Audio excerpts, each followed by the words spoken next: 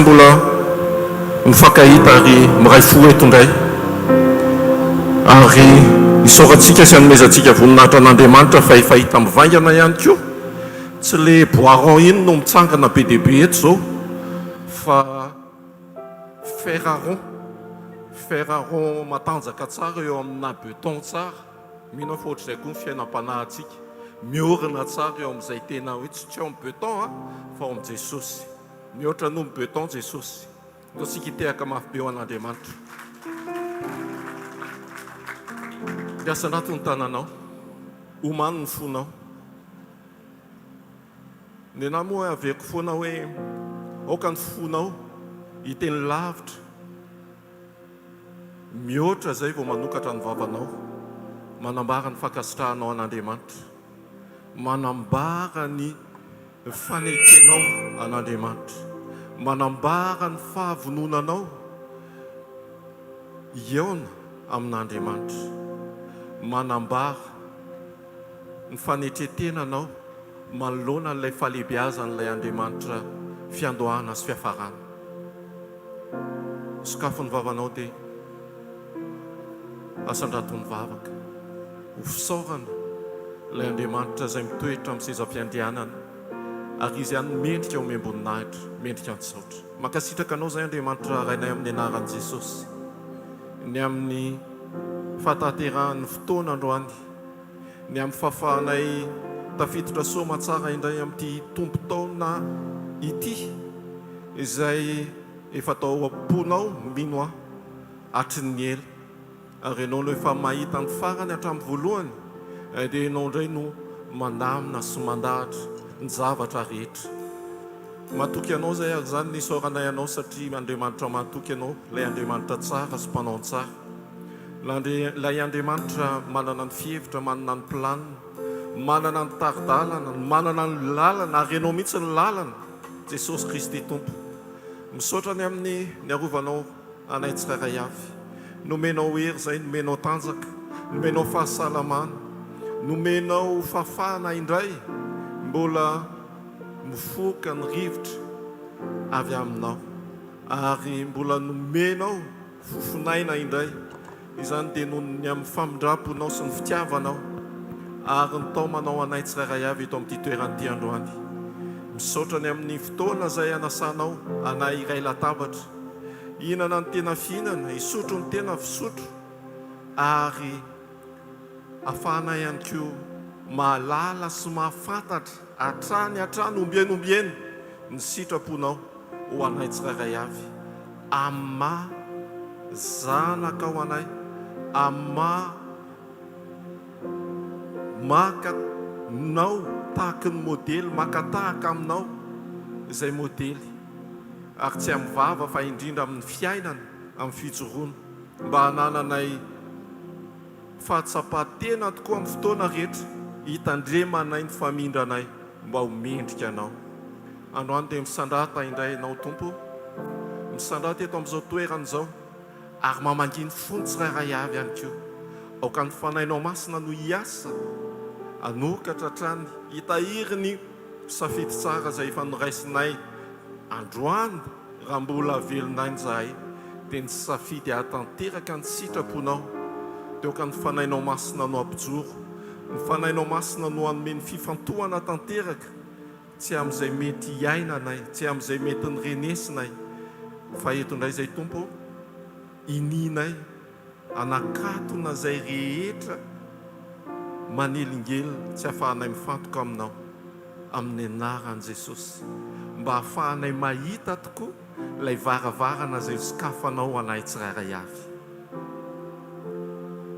Saotranao izay Andriamanitra rainay amin'ny anaran'i Jesosy, mankasitraka ny aminay tsirairay avy, ny amin'ny ankohonany tsirairay avy, ny amin'izay efa vita dia tsy mitsahatra hisaoranay anao, ny amin'ny anio dia hisaoranay anao, ny amin'ny ampitso rehetra dia hisaoranay anao, satria mendrika ianao. Tsy miantehatra amin'izy zay fa miantehatra amin'ilay Andriamanitra tsy miova, omaly sy anio ary mandrakizay. Ho anao ny dera sy ny aja ary ny voninahitra, ho anao ny fankasitrahana ny fiankofana feno, ilay tompony tompo sy mpanjaka ny mpanjaka, amin'ny anara maherin' Jesosy. Salamo voalohany amin'ny andininy voalohany ka hatramin'ny fahatelo. Ho tondro zotra atsika ny amin'ny anio, ny amin'ny apitso, ny amin'ny taona izay ho diavintsika. Salamo voalohany amin'ny andininy voalohany ka hatramin'ny fahatelo. Rehefa hita dia miaraka vakitsika amin'ny anaran'i Jesosy. Sambatra ny olona izay tsy mandeha amin'ny fisainany ratsy fanahy ary tsy mijanona eo amin'ny lalana falehan'ny mpanota ary tsy mipetraka eo amin'ny fipetrahan'ny mpaniratsira, fa ny lalan'i Jehovah no sitrany, eny ny lalàny no saintsainy ny andro aman'alina. Dia tahaka ny azo ambolena eo amoron'ny rano velona izy, izay mamoa amin'ny fotoany, ny raviny koa tsy mba halazo, ary ny asany rehetra dia ataony lavorary avokoa. Amen. Ny fahasambarana dia tsy amin'ny ara-materialy ny famizava-panahy, raha ny salamo no jerentsika, ary ny sitrapon'Andriamanitra no sitrany ho an'izay tsara fanahy, ho an'izay tsy mijanona eo amin'ny lalan'ny mpanota, tsy makeo amin'ny fipetrahan'ny mpaniratsira, fa mijoro, misaina, mihevitra ny amin'izay sitrapon'Andriamanitra. Ary zany no miantoka ny fiainantsika amin'ny fotoana rehetra, amin'ny toerana rehetra, amin'izay ataontsika rehetra ho voninahitr'Andriamanitra. Asandrato ny vavakao. Aneonao tokoa fa raha manaiky ianao, minao fa manaiky an'izany ianao fa ny fahasambarana tsy ho amin'ny ara-materialy, fa ny fananantsika sy ny fiombonantsika amin'Andriamanitra, ary ny fiainantsika ny sitrapon'Andriamanitra. Asehoan'Andriamanitra zany fandresen-dahatra ao zany androany. Raha io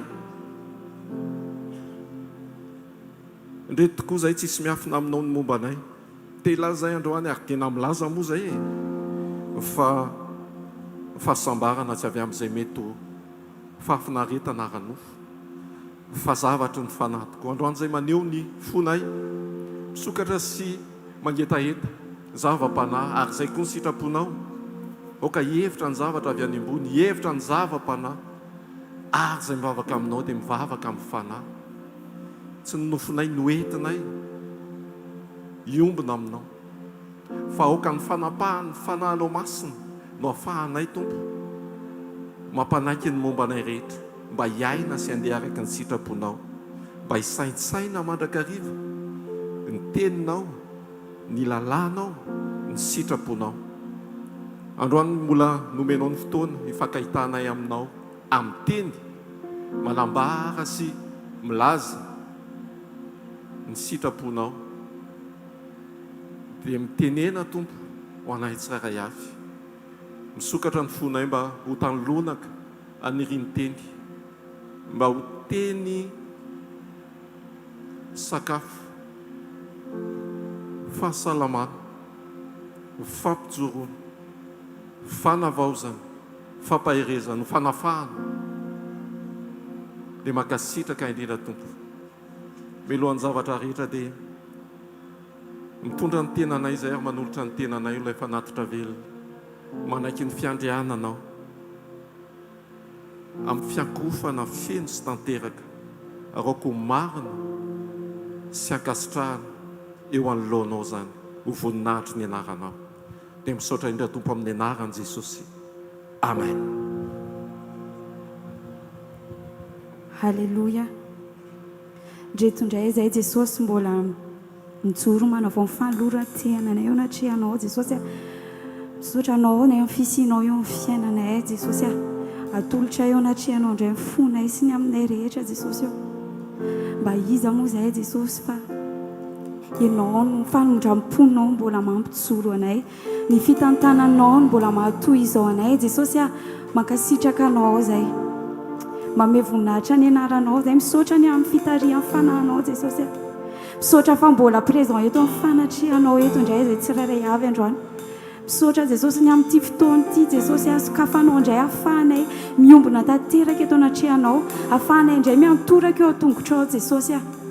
misaotra anao ny amin'ny fitarianao Jesosy a misaotra ny amin'ny fitantananao Jesosy misaotra ny amin'ny fiasanao amponay tsirairay avy Jesosy a indroindray mifonay tena sokafanay midanadana Jesosy a raiso ny toeranao Jesosy anjakao ny rehetra mombanay Jesosy a aoka ianao azo toerana eo amin'ny seza fiandriananao anatin'ny fonay Jesosy a aoka izay tianao atao Jesosy a ataovy izay tianao atao eo amin'ny fiainanay fa manaiky izay Jesosy a manaiky ny fitondranao izay manaiky ny fitarianao indray izay Jesosy a fenoy izay tsirairay avy Jesosy eo fenoy izao fotoana izao Jesosy a tario izay Jesosy eo mila anao izay Jesosy a mila ny fanatrehanao izay Jesosy a mila ny fitarianao izay mila ny fitondranao izay Jesosy a eo aminao ihany mahatsara Jesosy a sa indrindra Jesosy eo mbola iankofanay sy antorahanay eto atongotrao Jesosy a ianao ilay tomponay sy mpanjakanay ianao ilay masina mandrakizay ianao ilay tsy miova ho maly sy anio ary mandrakizay ianao ilay mahatoky indrindra Jesosy a ianao ilay masina indrindra ianao ilay be hery Jesosy a manan'izay manana anao Jesosy a manan'izay manana anao ho tokonay manan'izay manana anao Jesosy a ianao fialofanay Jesosy a halleluja misandrata Jesosy a misandrata ny amin'ny avo indrindra Jesosy a halleluja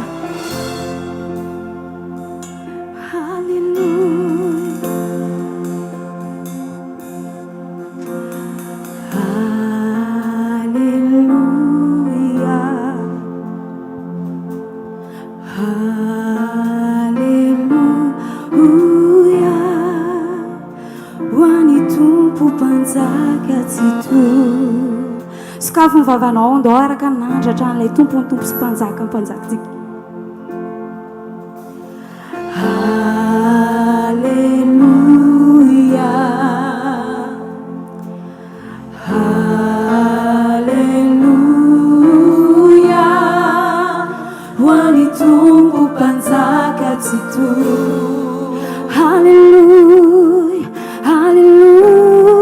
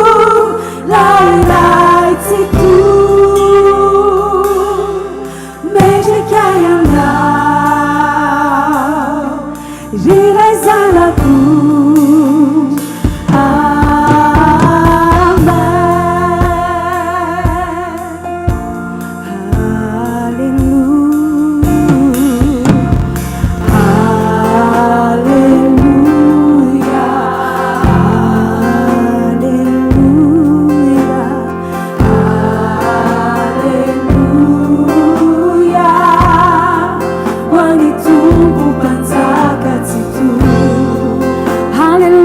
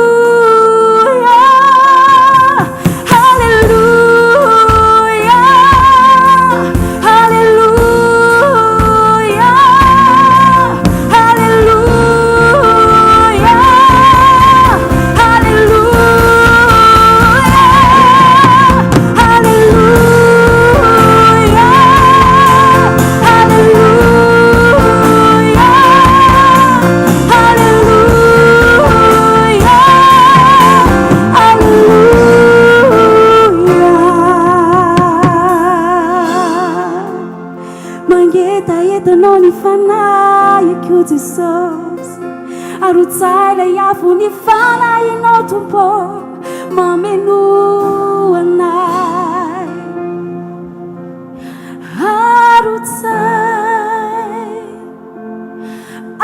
arotsay tompo ameno anay lay orany fanay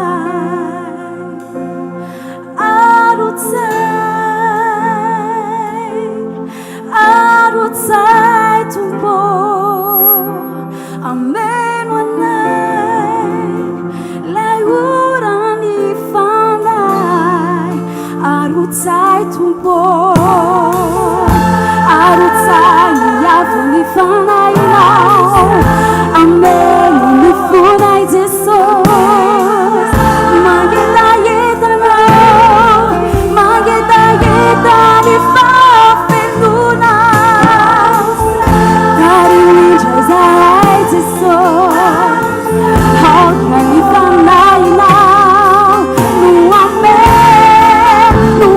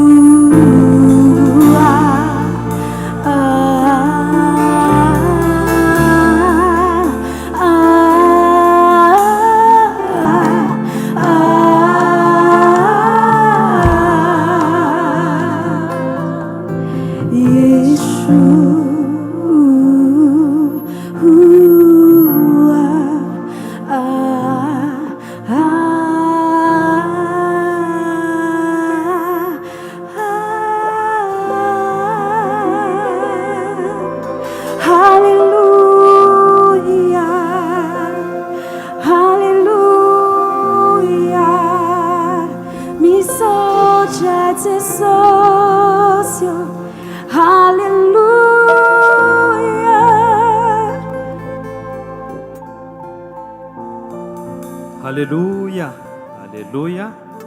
Mahazo toerana tompoko.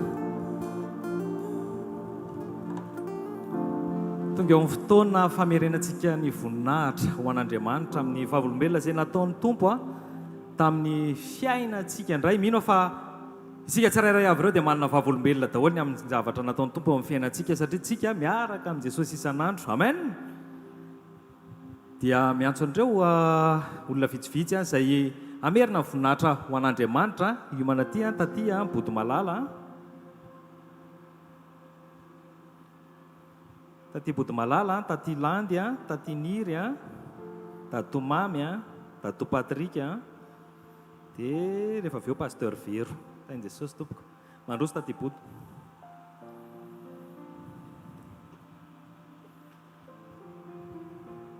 Tain'i Jesosy tompoko amerina voninahitra ho an'Andriamanitra omeko anao. Tain'i Jesosy daholo dia arabaina nahatratra an'ity taona ity dia mba ho tonga taona hitondra firariotso sy fahombiazana ary fahasalamana lavitry ny olana ihany koa tsika rehetra. Dia ny antony hitongavako eto izany tsy mianatra mihitsy izany amin'ny voninahitra Andriamanitra, satria nomeny voninahitra koa nomeny vava miteny, nomeny maso mahita, nomeny sofina koa maheno ary za zany hijoroako vavolombelona eto.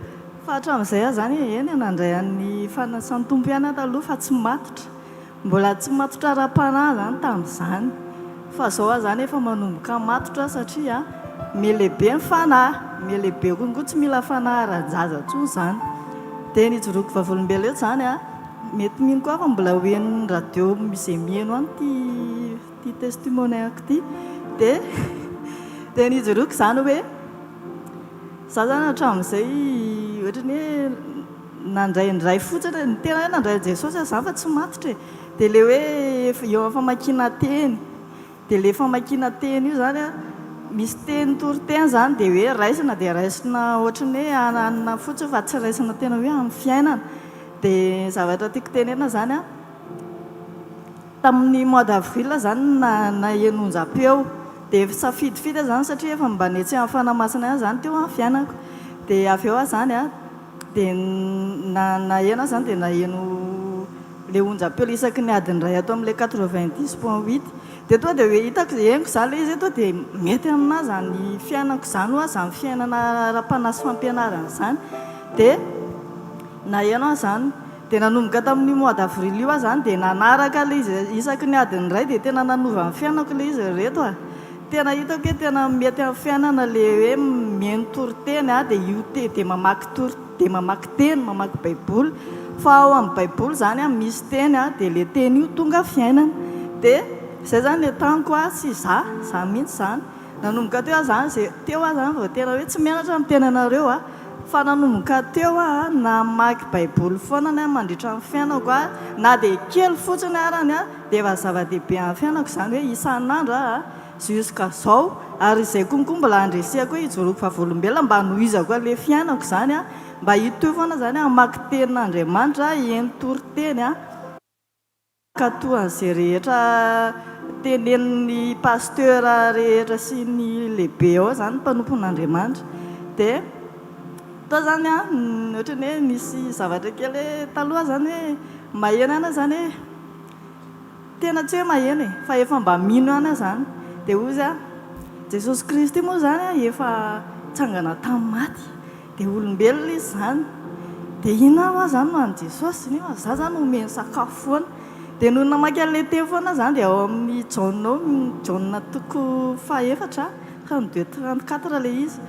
Dia ozy ilay mpianatra zany hoe hoany sakafo raby dia ozy izy zany satria ao amin'io any misy tantara le vehivavy natsakarano ao amin'le Jaona toko 4 io. Dia tena mba nitery izy zany dia hoe hoany sakafo hoany hanina ozy izy. Dia ozy tsy fantatrareo izy ny hanina hoaniko ozy izy Jesosy. Dia teo zany le hoe za nanontany tena inona zany sakafo hoan'i Jesosy. Dia mitovy an'ilay mpianatra zany tamin'izany. Dia avy amin'izay dia ozy izy tsy dia ozy izy zany Jesosy hoe ozy izy Jesosy ka tiako hijoroana vavolombelona zany hoe izay manao sitrapony ray kozy izy no manana ozy izy hoe tsisy sakafo ozy izy fa izay naniraka no manana sakafo hohanina sy iza manao ny asany. Zay zany le tiako atongavana zany hoe ianao zany tsy hoe voatery hoe hanina hohaninao isan'andro ihany zany mahavelona anao fa le teny izay ao anatin'ny baiboly mila henona foana, mila vakiana. Dia zay zany mba tiako hoe tanina hoe sy joroako vavolombelona hoe misaotra fa navita izay testimone zay mba entiko hanasandratako fiainako sy amakivakiako ny fiainana izay omeny ana isan'andro. Dia toy izany koa tsika zany mila mamaky teny kely isan'andro mba ho teny fiainana hoentin'ny fiainana. Misaotra tompoko. Alleloia. Tamin'ny avril 2025 izy nanomboka nanaraka radio tamin'ny novembre izy ny tonga namonjy fotoana dia tao anelanelan'izay izy vao nanomboka namaky baiboly. Zay le ntiany jonoany vavolombelo hoe mbola tsy namaky baiboly mihitsy izy na dia efa nivavaka ihany ara fa fanginy ny tenin'Andriamanitra izy dia liana tamin'ny tenin'Andriamanitra dia raina Jesosy. Alleloia. Amen. Tatilandy.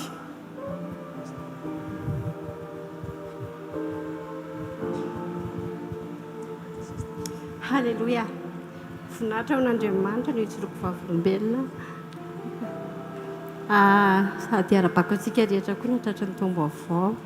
Tena sarobidy ilay mahazo tombo avao satria ho anay zany tena épreuve be mihitsy tamin'ny nanomboka tamin'ny krismasy mihitsy zany taninany krismasy dia narary zany zanako faralahy nanomboka tamin'ilay tsy nalevokanina ilay izy dia nefa ohatrany kohaka dia sepotra dia tsy fantatra intsony.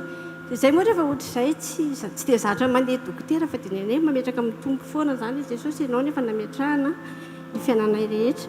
Dia ilay izy nefa ny sarotra be ilay aretina.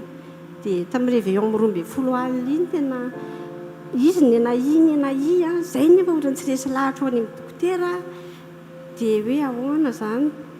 Dia tonga tamin'ny 12 alina dia oza Jesosy tsy haiko ty Jesosy ao fa ho any amin'ny tsy haiko za sady manamboatra saina ihany hoe ty zanako ty ve Jesosy mbola ho namako sa tsy ho namako satria na mitsangana ara tsy vita nefa izy olona dinamika be tena hoe matanjaka. Dia zay moa zany tsy maintsy saka any amin'ny dokotera ihany satria tena tsy flasika be loatra izy dia nakany dia nitsindrona dia may fanafody. Dia nefa vao fanafody vao may tsy nety dia najanona ilay fanafody dia alezilezy teo ihany izy. Dia tamin'ny 12 alina iny dia za sady efa mamboatra saina Jesosy hoe ianao mahalala ny zakako sy ny tsy zakako amin'ity fiainan'ity fa tsy haiko ty zanako ty tombo ava dia ho an-tananao ny ainy. Dia mandoa izy mandoa menamena be aloha talohan'izay. Dia mbola nitaraindraina ihany zany mety hoe nandoa dia efa mbavelombelona. Dia avy eo ke mbola nandoa indray mandeha indray izy taony nivavaka mafy be nataoko zany nametrako tanana mafy be sady zany sady mamboatra saina ihany hoe Jesosy ninona fitrangana eto za tsy maintsy hijorona dia tena ho mafy ihany koa zay mitranga eto saiko zany amin'ilay maha-olombelona efa ohatry ratsiratsy zany satria izy efa tena ohatrany mahikely zara fa mijoro tsy mahinana ninina mihitsy. Dia sorako an' Jesosy fa vita ilay vavako dia nandoa be indray mandeha izy dia tafarina tanteraka tena hoe tsy nanina intsony. Dia na hinan-kanina tsikelikely dia izy moa teny hoe za ozy izy tsy nanan'ireo fanafody ireo fa aloha amin'izao. Dia iny nefa narena ny tompo anazy tsikelikely zany le tsy nanana an'ilay fanafody. Dia fa manaraka izany dia ny arovan'ny tompo anay koa zany nandritra n'iny taona iny zany mba tiako hijorona vavolombelona satria Jesosy zany tena miaro tena eo foana izy. Dia zay moa zany mipetraka any ambanimbanivohitra dia ny tanànanay zany le bozaka daholo manodidina fa kotera ihany misy trano miorina. Dia tamin'ny volana septambra iny bozaka maina be daholo dia maina be daholo dia nisy dorotanety zany. Ny tanànanay io amin'ny fefy Cypré dia voakasika zany Cypré anankiray dia efa tonga dia manodidina iray manontolo zany may daholo. Dia oza Jesosy nandoalika dia oza mantsy mivadiko hijereo fa misy afo mipopoaka tena akaiky kely anay teo mihitsy ilay izy. Dia lasa nandoaly za nandoalika fa nitahotra be hoe tobotoboka be foky zany. Dia izy zany dia nisorako ny tompo anatin'izay zany tena tonga daholo manodidina zay nefa tsy dia tena hoe olona hoe tena hoe fandray be fa nefa ny olona nazakazaka daholo namonjy anay vonoy avaty. Dia tsy nahitako mihitsy hoe nisy anjelin'ny tompo zany ny rahany nanakana an'ilay tanàna mihitsy satria vao kely fotsiny vao ketikeo dia may na le tranonay le sisiny avariara le Cypré somary makao amin'ilay trano zany dia possible tena ho may tsisy resina mihitsy ilay trano.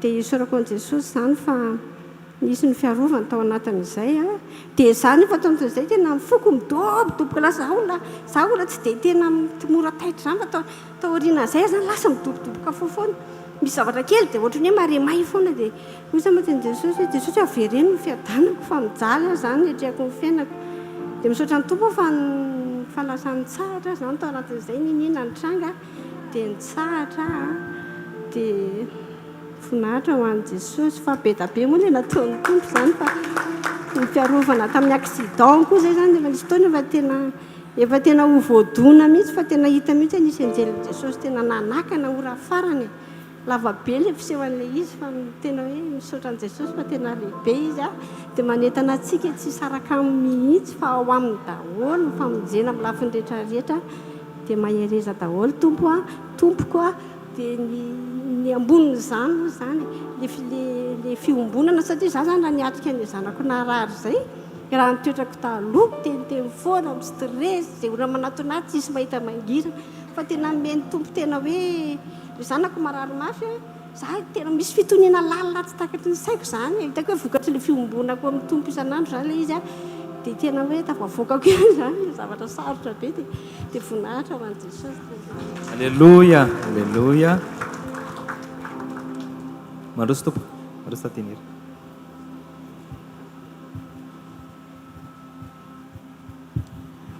Faly miarabantsika rehetra dia miarabantsika tratry ny taona dia ho tanteraka amintsika ny ilay message azontsika tamin'i Jesosy tamin'ny voalohany taona iny hoe hamangy antsika tsirairay avy Jesosy dia mbola voninahitra Andriamanitra iray zany jeko vavolombelona satria tena zavatra rehetra dia tsisy avy amintsika fa izy mipandahatra dia izy no ekentsika amin'ny zavatra rehetra. Efa misy fotoana Jerovam-balila tao hoe nisy projet zay nikatona tany Faravangana. Rehefa nikatona tamin'ny septembre izy dia mbola nahazo prolongation dia tamin'ny fin décembre teo izy vao tena tapitra. Rehefa natao ny closeout dia anisan'ny voatendry namarana an'ilay projet tany zany tenako. Dia rehefa tonga tany nanomboka 29 izay tany dia hoe tapa-bolana no any dia 14 tsy maintsy mody tsy maintsy vita daholo ny zavatra rehetrarehetra. Tena moa zany miaraka amin'i Jesosy dia mangataka hoe hery sy tanjaka mba tsy hilalao an'ilay asa satria rehefa manao mission ohatra maintsy dia ohatrany hoe mbola tapa-bolana dia lalaolovina hoe ilay asa fa tena misaotra an'i Jesosy hoe tao anatin'iny semaine dia vitako raha ny anjarako. Dia tao anatin'izay isan'andro zany izay mivory foana hoe ahoana ny évaluation an'ilay asa ataonay ilay closeout mandeha tsara ve dia nandeha ny fotoana dia hoe isan'andro manao tombana foana zany ahoana tonga le 12 tany zany dia hoe alao niry mijanona indray satria mbola hisy ilaivana anazy amin'ny semaine manaraka dia nisy extension ana mission indray zany dia miverina indray le 20 ok le 12 zany ny téléphone andreniko hoe mama nisy extension indray le mission fa mety tsy tafody alahady fa mba jerijery eo ilay zanako fa amin'ny 20 vao tafody zay ny sitrapon'i Jesosy izy fa ataovy tsara ny asa zao ok. Tena nagaga riavana malala fa tena meny Jesosy hery tokony asa herinandro zany le mission le extension vitako tao anaty sabotsy zany satria tsisy hoe fotoam-pivavahana dia tena sabotsy tontolo ny asa tany dia ny latsinainy vita envoi daholo ny archive sy ny zavatra rehetrarehetra tena vita daholo ny asa. Tonga ny talata dia nare antso avy aty Antananarivo hoe marary be mama fa niditra hôpitaly amin'ny urgence. Ok dia ahoana zany zany efa nio zany rehefa vita ilay asany dia tsy maintsy na nilavitra anareo tsy maintsy mandray ny asako aty Antananarivo koa en ligne. Dia ok Jesosy fa ataoko izay mahavita ndreto fa tsy maintsy miteny amin'ny lehibeako aho zany. Tonga ny alarobia dia niteny tamin'ny lehibeako hoe azafady tompoko fa marary ny reniko dia mba afaka mody aloha ve za fa raha ny zavatra izay nataoko efa vita daholo ny zavatra rehetrarehetra ny rapport efa vitako efa narefako mail any aminareo. Dia ozy izy hoe ok tonga dia mibedava taxi brosy fa tsy maintsy mody ianao satria za zany vavitokana menada zay fa za zany mba hoe lehibe eo anatin'ilay fianakaviana. Dia tamin'ny fotoana io zany dia mandeha ozy izy soatrance dia teo zany ohatry ny anany hoe soatrance dia aveo dia tsy haiko hoe latsahan'ny fanamasina ve le lehibe fa ao fa 4 roa ny anatranareo amin'ny sabotsy ozy izy fa 4 ray anatitra anao any Antananarivo misaotra Jesosy hoa dia lakamisy maraina izy tsy maintsy mandeha dia nandeha ny lakamisy maraina tamin'ny 10 maraina ny alatany farafangana nandeha kelikely tsy haiko hoe sahabo 4 kilometatra tamin'ny enina sasany teo jareko ny lera ny zanako moa zany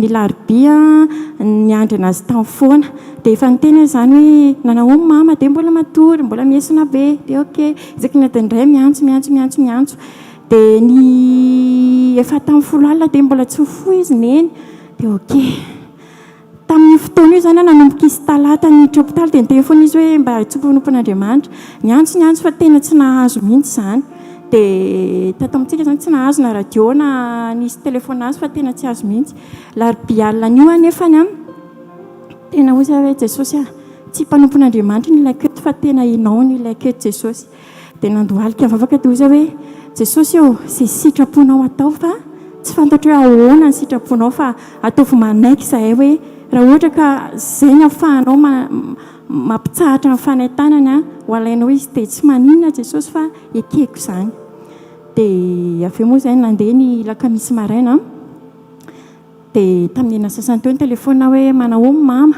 dia zandriko izany no tokony hanao relais an'ilay zanako dia ozy izy dia mivadiko ny tonga dia nandray ozy hoe tsy namatsika tsony mama ozy izy shoka be le narean'le hoe tsy namana tsony teo aloha ny tomany shoka be le izy fa teny an-dalana dia mivavaka dia efa tonga teo Atsirabe amin'ny 9 alina efa manomboka akaiky izany le Antananarivo teo amin'izay tena nanomboka mifantoka tamin'i Jesosy amin'izay hoe Jesosy io tena ataovy manaiky anao Jesosy ataovy manaiky anao ny ao anatiko rehetra Jesosy ataovy manaiky anao dia tonga tany an-trano tamin'ny ray maraina tena voninahitra ho an'i Jesosy fa nahita anazy ohatr'izao tena tsy nalatsaka ranomaso fa ny zavatra niteneniko hoe misaotra Jesosy fa ianao namianay an'ity reniko ty dia ianao naka dia ozy zany le kosinany hoe alefa azy ny tomany fa voainy ao anaty dia ozy hoe tsy izaho io fa Jesosy zay atao anatiko tsy mampitomany ana io le fiatanana atao anatiko dia voninahitra ho an'i Jesosy moa zany fa tena hoe izy nitantana ny zavatra rehetra dia le pe atao anaty izany tena hoe hatramin'izao tena hoe hitako hoe tsy avamiko le izy tena tsy avamiko fa afa amin'ny Jesosy rery any dia voninahitra ho anazy rery any Alleluia tato mandroso tompoko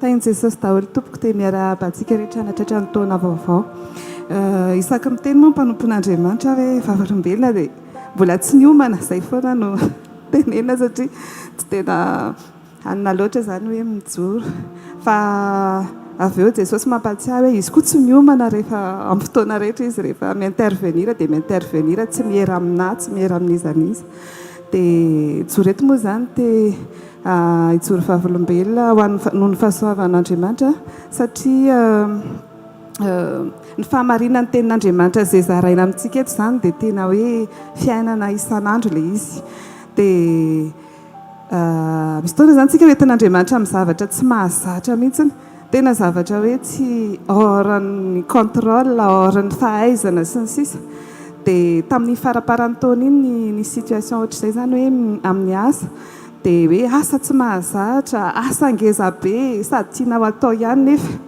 nefa sady tsy haiko tsy hananana contrôle tanteraka zany satria c'est maximum de contrôle ihany afaka hanananao satria tsy afaka hotetezina daholo le firenena samihafa dia tao anatin'izany zany nandeha ny asa nandeha ny zavatra nitadiavin'ny client dia natao nenjehana zany zay hoe zao ny ilainay amin'ity fepotona ity dia natao dia eo amin'izay le misy ao anaty contrat misy hoe miandry misy fepotona amin'ity dia tonga ny paiement dia tao anatin'le fotoana zany nisy attente kely dia ao amin'ilay attente somary nisahirana ny mpiara-miasa hoe ahoana mety tsara ve le fiaraha-miasa sy ny sisa amin'ilay client sy ny sisa dia eo ianao zany piste satria manana an'le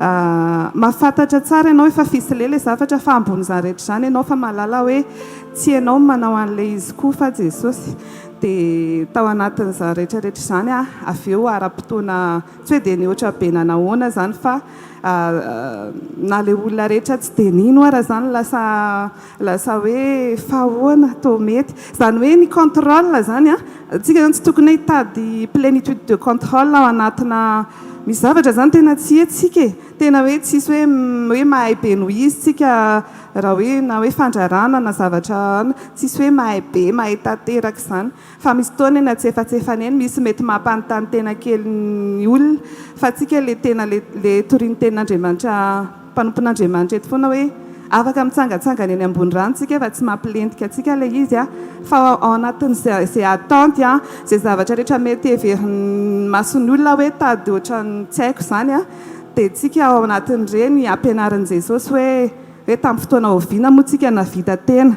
tsy hoe raha kelikely io dia vao contrôlentsika na hoe raha ngeza be io dia tsy vitatsika fa rehefa Jesosy no contrôle dia milamina ny zavatra rehetra dia merina ny voninahitra ho an'i Jesosy ho anazy rery mandrakizay ny voninahitra. Alléluia. Alléluia. Allora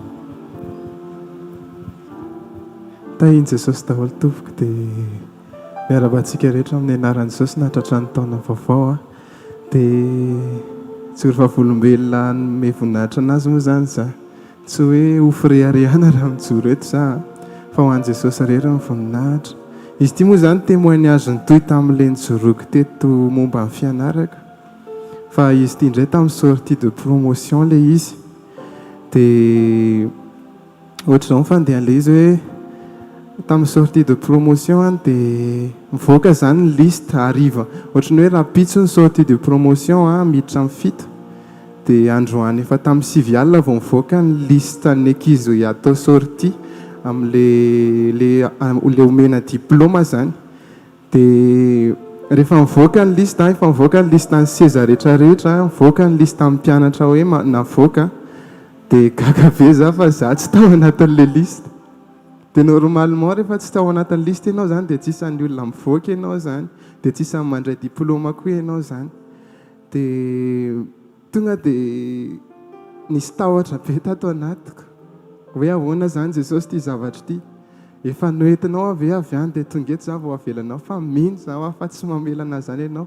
to dia nandeha mivavaka dia nandritry ny alina manontolo za mivavaka dia rehefa tena mivavaka za dia tsy haiko fa to dia nomeny Jesosy fiadanana za to dia hoe napetra ny tato anatiko ny fiadanana dia le hira Nicole moa nampahirezana anao hoe raha momba ahy ianao dia iza ny atohatra anahy raha Andriamanitra momba antsika dia iza matohatra antsika dia tao anatin'izay nampianarin'i Jesosy hoe tsy mijery an'ilay situation fa mijery anazy rehefa miaraka amin'i Jesosy tsika tsy olana izay zavatra mitranga manodidina fa ohatry ny mpianatra ao anaty tafiotra ihany rehefa eo Jesosy dia milamina ny zavatra rehetra tsisy raha mataitra hoe ilay fitentsika izay dia rehefa nandeha amin'izay fotoana dia tonga zany ampitsony iny dia nasiako ny janona daholo mihitsy aloha ny ray aman-dreniko sy ny sisa hoe janona aloha fa alao za rery mandeha makany ampianarana dia rehefa teny an-dalana za dia tena natao mifanamasina natsafy za hoe tena tsinitsininy za raha tsy misy an'izany Jesosy zany tsinitsininy za raha tsisy an'izany fanamasina zany tena hoe tsy haiko nareo fa za tena matsapa hoe suir ihany tena hoe nul tanteraka za raha tsisy fanamasina an'izay zavatra rehetra ananako androany tsisy avy amiko fa ho an'i Jesosy rehetra dia tonga tany ampianarana za dia tonga tao amin'ny birao moa zany za misaotra an'i Jesosy fa izy koa nampisy olona tao amin'ny birao nefa amin'izany ory zany tsy tokony mbola misy olona mihitsy ao amin'ny birao dia niresaka tamin'izareo za dia hoe fa maninona zany ianao izy zareo ny tsy tafiditra tao anaty lista dia tsy haiko fa za mihitsy fa Jesosy te hanamboatra anahy tao anatin'ilay izy dia avy amin'izay alao arao izy ny tenin'izareo fa ampidirina anaty lista ianao zany dia za le taty amin'ny dernière liste kely taty zany dia nandeha ny sortie dia efa voatonona major de promotion sy ny sisa rehetra dia izy ity moa cadeau bonane nomeny Jesosy anahy dia zaraiko aminareo ilay izy dia avy eo amin'izay rehefa tamin'ny premier amin'izay ny sortie moa zany efa tamin'ny décembre dia tamin'ny premier janvier teo azay nisy vaovao tao amin'ny groupe dia izao vaovao tao hoe niova daholo ny listany major de promotion izy ny teny zareo fa nisy nodis tany dia inona ny zavatra nitranga ozy izy nareo za le taty amin'ny dernière liste kely taty lasa tare amin'ny première liste tary dia tena hoe tsy navita nanao ninona fa to dia lasa fotsiny zany akohaka dia tena hoe zavatra rehetra zany depuis le début tsy niraisiko ana le izy fa napetraka teo atongo Jesosy mihitsy fotsiny le izy dia zay ataonao eo fa za manaiky fotsiny fitondranao dia ho anazy rery ny voninahitra tsy misy ho anazy zany fa izy zany tena hoe tsy ataony ho ataony lohantsika fa tsy ataony rambony dia voninahitra ho an Jesosy rery. Alleluia, alleluia.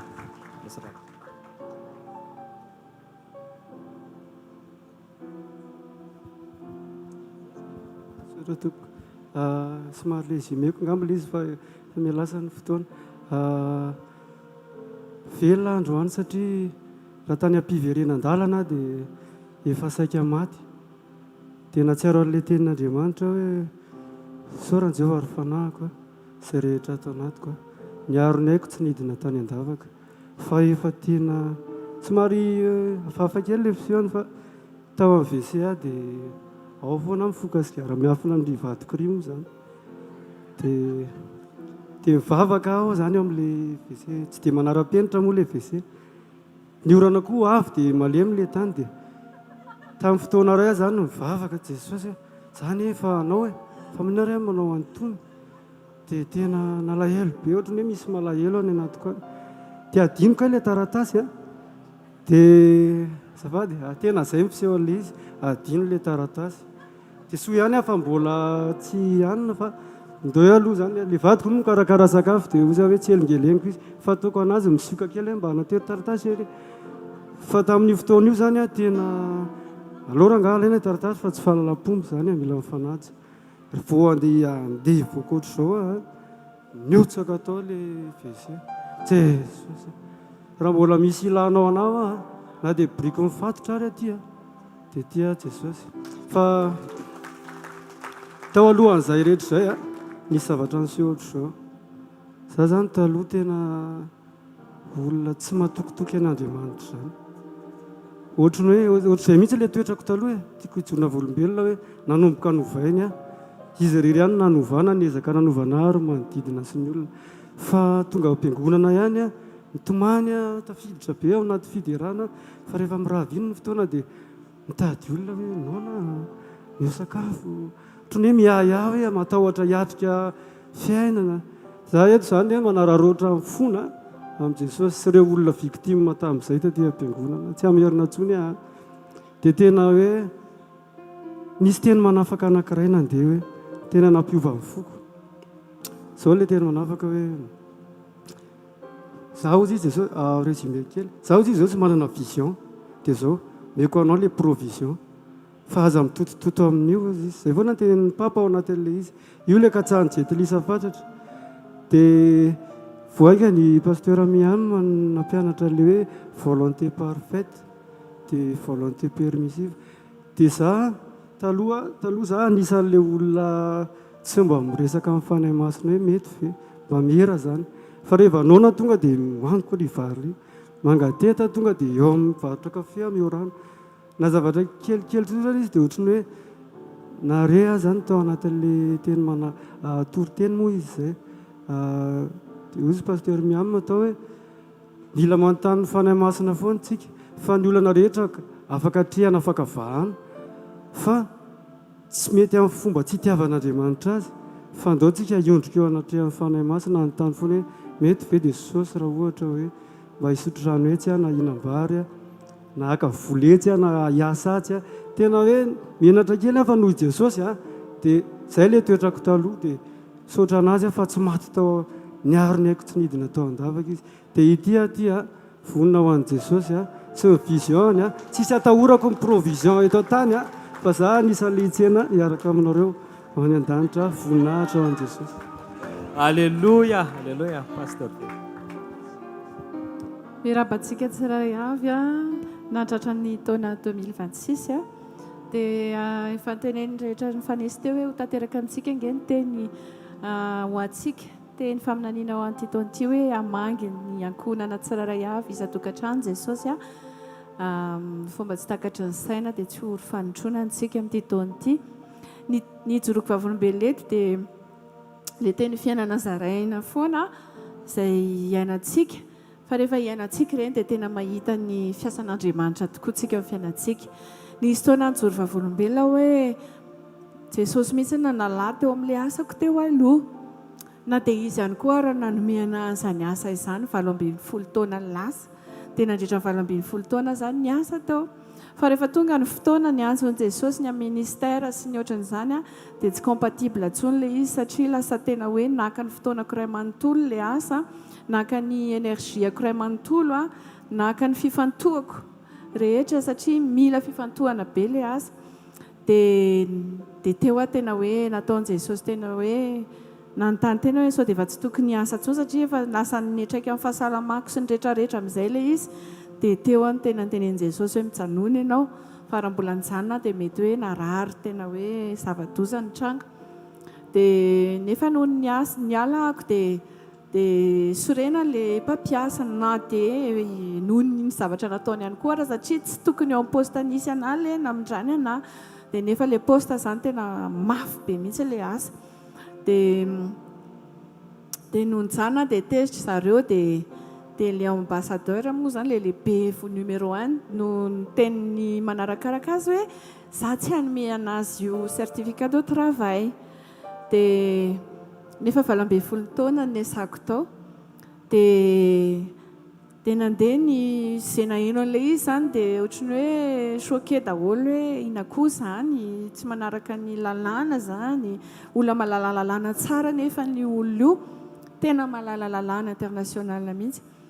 Dia nisy ny teny ara hoe ndany ianao manoratra ry, ndany ianao manana ry fa tia ny adresse mail, olona mitovy rang aminazy any ivelany no miteny amiko hoe tsy mety fa dénonceo zany zavatra izany, manorata tia ny adresse mail, tia ny olona anoratana, tia ny anaovana ohatrany hoe hitory izany e.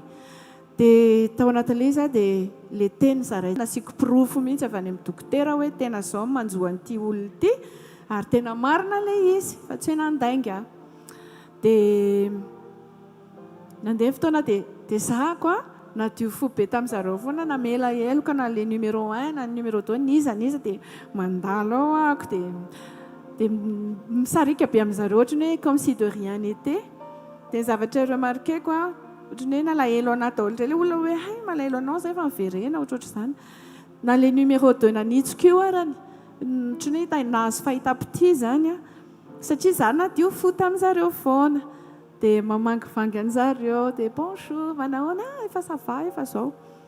Dia lasa le numéro 1 zany vao antso tapaka nody aloha dia lasa izy dia natsony tao am-piasana hoe tongava ianao izy izy fa atao certificat de travail anao. Dia izay ilay hoe nangina tsy niado an'ny tenako izany dia tanterahan'i Jesosy le hoe izy no niado anahy. Dia tonga indray ny faran'ny taona desambra teo dia le numéro de le nanoratra hoe nanitsoka izany hoe izy niala ao anaty fotoana tena tsy tokony ialana. Izy indray no niado anahy koa hoe tsy manaiky izy fa tsy maintsy mahazo 13e mois za hony. Nefa ny amadoto niala. Dia tanareo ilay izay Jesosy rehefa miado antsika dia manotrina ny zanany ary tena tao anaty fotoana tena hoe nilako an'ilay izy. Dia tsy ahy eto fa miaina tsara ohatran'ny rehetrarehetra tena hoe tsy any amin'ilay hoe chiffre par mois ilay izy fa Jesosy manotrina sy ilay fiadanam-po omeny ary mifahafahantsika tena hoe vao niala tao dia nanana an'izany fotoana fitokanana, fotoana tena hoe nitombo communion, nanana fiadanam-po sy fitsarana, ninona zavatra alefany devoly. Tamin'ny 2025 iny tena hoe natsapako an'izany hoe nitombo ara-panahy izany. Tamin'ny 2025 iny koa izany hoe tsapako hoe devoly eran'ny elo izany miataka ny fiainako fa tena hoe tsy mankasika satria ilay tenin'i Jesosy hoe nahita ny afo ary azy ianao dia tsy rehetra aminao ny lelafo. Dia tena misaotra an'i Jesosy fa voatahiry ny foko voatahiry ny fanahiko ary tsy mbola mijoro manompo azy ary vao maika hiazakazaka ao anazy foana. Alleluia. Alleloia, mangataka anao hitsangana ary hivavaka tsika amin'ny voninahitra an'Andriamanitra ny amin'izany vavolombelona be dia be zany a. Tao no nkasian'Andriamanitra avy amin'ny ainao manjery. Important be ny ainao manjery zay mahatonga atsika nomeny Jesosy an'izany ainao manjery zany. Tsy amin'ny eto ihany fa eraky ny Madagasikara misy kasian'Andriamanitra be dia be avy any amin'ny ainao manjery avany. Dia miverina, nanompo azy, namaky baiboly. Tao ihany koa ny fanasitranana na dia efa ao anatin'ny fotoana tsy takatry ny saina maha olona raha fa hoe ho namana sa tsy ho namana le zaza, dia nisitranan'Andriamanitra tamin'ny fomba mahagaga ihany koa. Tao ihany koa ny fanakatonana amin'ny projet izay nandeha tsara, izay asa tokony atao tapabolana vita herinandro, dia mbola nomen'Andriamanitra fiadanam-po ihany koa miatrika fahoriana. Miatrika fahoriana zany a mampitebiteby ary mafy ho an'ny nofony miatrika an'izany, nefa nomeny Jesosy fiadanam-po teo apetrehana an'izany a. Tao ihany koa ny nanao asa mihoatra noho izay mahazatra. Manao asa mihoatra noho ny mahazatra rehefa eritreretina hoe tsy ao anatin'ny zavatra voafehan'ny tena dia mampitebiteby zany. Nefa teo Jesosy ho ivony sy tena hoe nanampy tao anatin'ny fanatanterahana an'izany asa zany a. Tao ihany koa ny fianarana izay voasoratra any amin'ny farany ambany nefa tafakatra any amin'ny farany ambony. Alleloia, alleloia. Tao ihany koa no nivangin'Andriamanitra tao anatina trano kely fitokanana, nivoaka tampoka avao dia nirodana ny trano. Rehefa miditra amin'ireny trano kely ireny dia tsy tokony ho adino mihitsy ny accessoire, fa misy antony matoa adino ny accessoire. Tena hoe tanan'Andriamanitra zany, mety zavatra mampime antsika zany fa tanan'Andriamanitra zany, tsisy afa-tsy Jesosy mahavita manao an'izany eo amin'ny fiainantsika satria mbola ilainy. Dia nantsony hiverina tena hifototra ao aminy. Ary farany teo tena hoe fitehirizana fahadiovam-po ao anatina fiatrehana sedra mahamay, zany voarokakolaka amin'ny asa zany, zany mahazo vava amin'ny faratapiny eo anatin'ny orinasa zany, hoe tsy homeko anao ny taratasinao. Sarotra ny miatrika an'izany, ary raha maha-olombelona zany dia teaneo indrindrandrindra fa homen'ny olona lalana hoe tia ny lalana ahafahanao hitoriana. Zao antsoina sy anina tena hoe mampiteanao réaction be zany zavatra zany. Nefa isika eto ambanin'ity tafo mangamanga ity tsy avelan'Andriamanitra anao an'izany réaction mitovy amin'izao tontolo izao zany, fa ny réaction antsika dia ao amin'i Jesosy ihany, miaraka amin'Andriamanitra foana, dia nitehiriziny ny fahadiovam-po ary ny valin'le izy tsy ela be ny namalian'Andriamanitra azy fa vao mifarana ny taona. Raha miala volana iny izy teo miala volana zany naiza iasanao tsisy 13e mois zany ianao, tsy mahazo 13e mois zany ianao raha tsy anao ny orinasako. Fa zany atao hoe tanan'Andriamanitra miasa zany, zavatra zany tena hoe fahagagana. Dao tsika amin'ny voninahitra an'Andriamanitra ny amin'izay vavolombelona rehetra izay alohan'ny hitohizan'ny fotoana, misaotra sy manome voninahitra anao zay raha amin'ny anaran'i Jesosy. Fa Andriamanitra mahatoky ianao le tsy miova omaly sy anio ary mandrakizay. Ianao le Andriamanitra andrinay, tomponay, mpanjakanay, tena hoe le vantolampy iankinanay tokoa. Ianao Jesosy no nitany olona tsirairay avy teo nitondra an'izany vavolombelona isan-karazany zany Jesosy tao no nisitranonao tao anatiny hoe tena mety hoe fambavahoana angamba. Tao ihany koa nantsonao tamin'ireo karazana fitaovana izay nomenao ny asa fanompoana. Tao no nampianao tao anatin'ny asa. Tao no mitarihanao tamin'ny fananao masina amin'ny fanilotsaina mba ho tanteraka soamantsara ny asa. Ny fiadanam-po omenao ao anatin'ny fiatrehana zava-mahory ao anatina fahoriana. Tao ihany koa ny fanamarinanao ny teninao fa lohan'ny fahatsirambony, voasoratra any amin'ny farany ambany nefa nampiakarina any amin'ny farany ambony ao anatin'ny lista. Saotra Jesosy tao ny famanginao ihany koa, ny fanafahanao tao anatin'ny fanafahanao tamin'ny sigara, fanafahanao tamin'ireo karazana geja ny satana maro samihafa tonga miverina aminao. Ary indrindrandrindra Jesosy fampahitana fitisokafanao ho an'ny olona mitahiry fahadiovam-po miatrika sedra mafy. Saotra sy manome voninahitra anao zay, ianao rery ny mahavita an'izany. Ianao ny tomponay sy mpanjakanay ny Andriamanitray. Ianao nanandratanay izany vavaka fankasitrahana sy fisaorana zany dia rainay mandrakizay ny anaranao, misandrata ray amin'ny anaran'i Jesosy. Alleloia, amen. Nandaontsika ity tanana mafy amezantsika voninahitra an'Andriamanitra sady andraisantsika amin'ny mpanompon'Andriamanitra. Dia antsika andao fisaorana an'i Jesosy leo tsika hiteny hoe misaotra fa lehibe ny fitiavanao. Amen. Leo tsika ankasitraka anatin'izao fanomboana ny taona izao a mampahery any anaty ny vavolombelona ijoroan'ireo mpiaraka amintsika. Tsy Andriamanitra anaty baiboly fotsiny izy fa Andriamanitra ny andavanandro izy.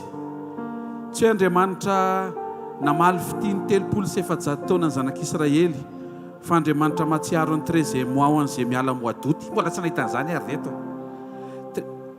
Raisy ny 13e mois anao aminaran'i Jesosy. Na tsy miasa ary ianao raisy fotsiny izany atao vermena fotsiny. Andriamanitra ny faga ndao tsika hitehaka mafy tsara ho azo moa e. Zavatra impossible lele ny resantsika teo reny reto hoe tsy anaty lalàna zany. Ianao no te hiala. Fozy Andriamanitra hoe vao mitsikitsika eo fotsiny dia asiako ny 13. Misy afaka mitsikitsiky fe tsy nohony amin'ilay 13 fa nohony amin'ilay fahatokian'Andriamanitra. Sakafo ny fonao dia asandrato ny feo atsika hiteny hoe asandrato moa hoe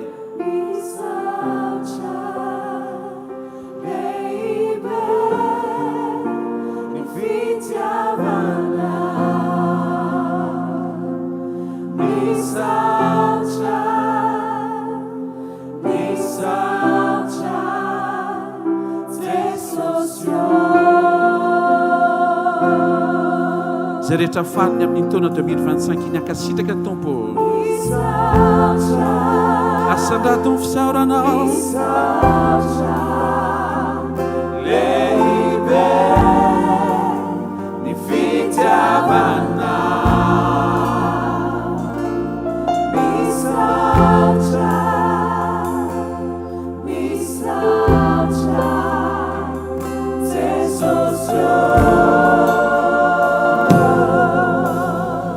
asandrato ny fisaurantsika azy moa hoe misaotra misaotra lehibe ny fitiavana misaotra misaotra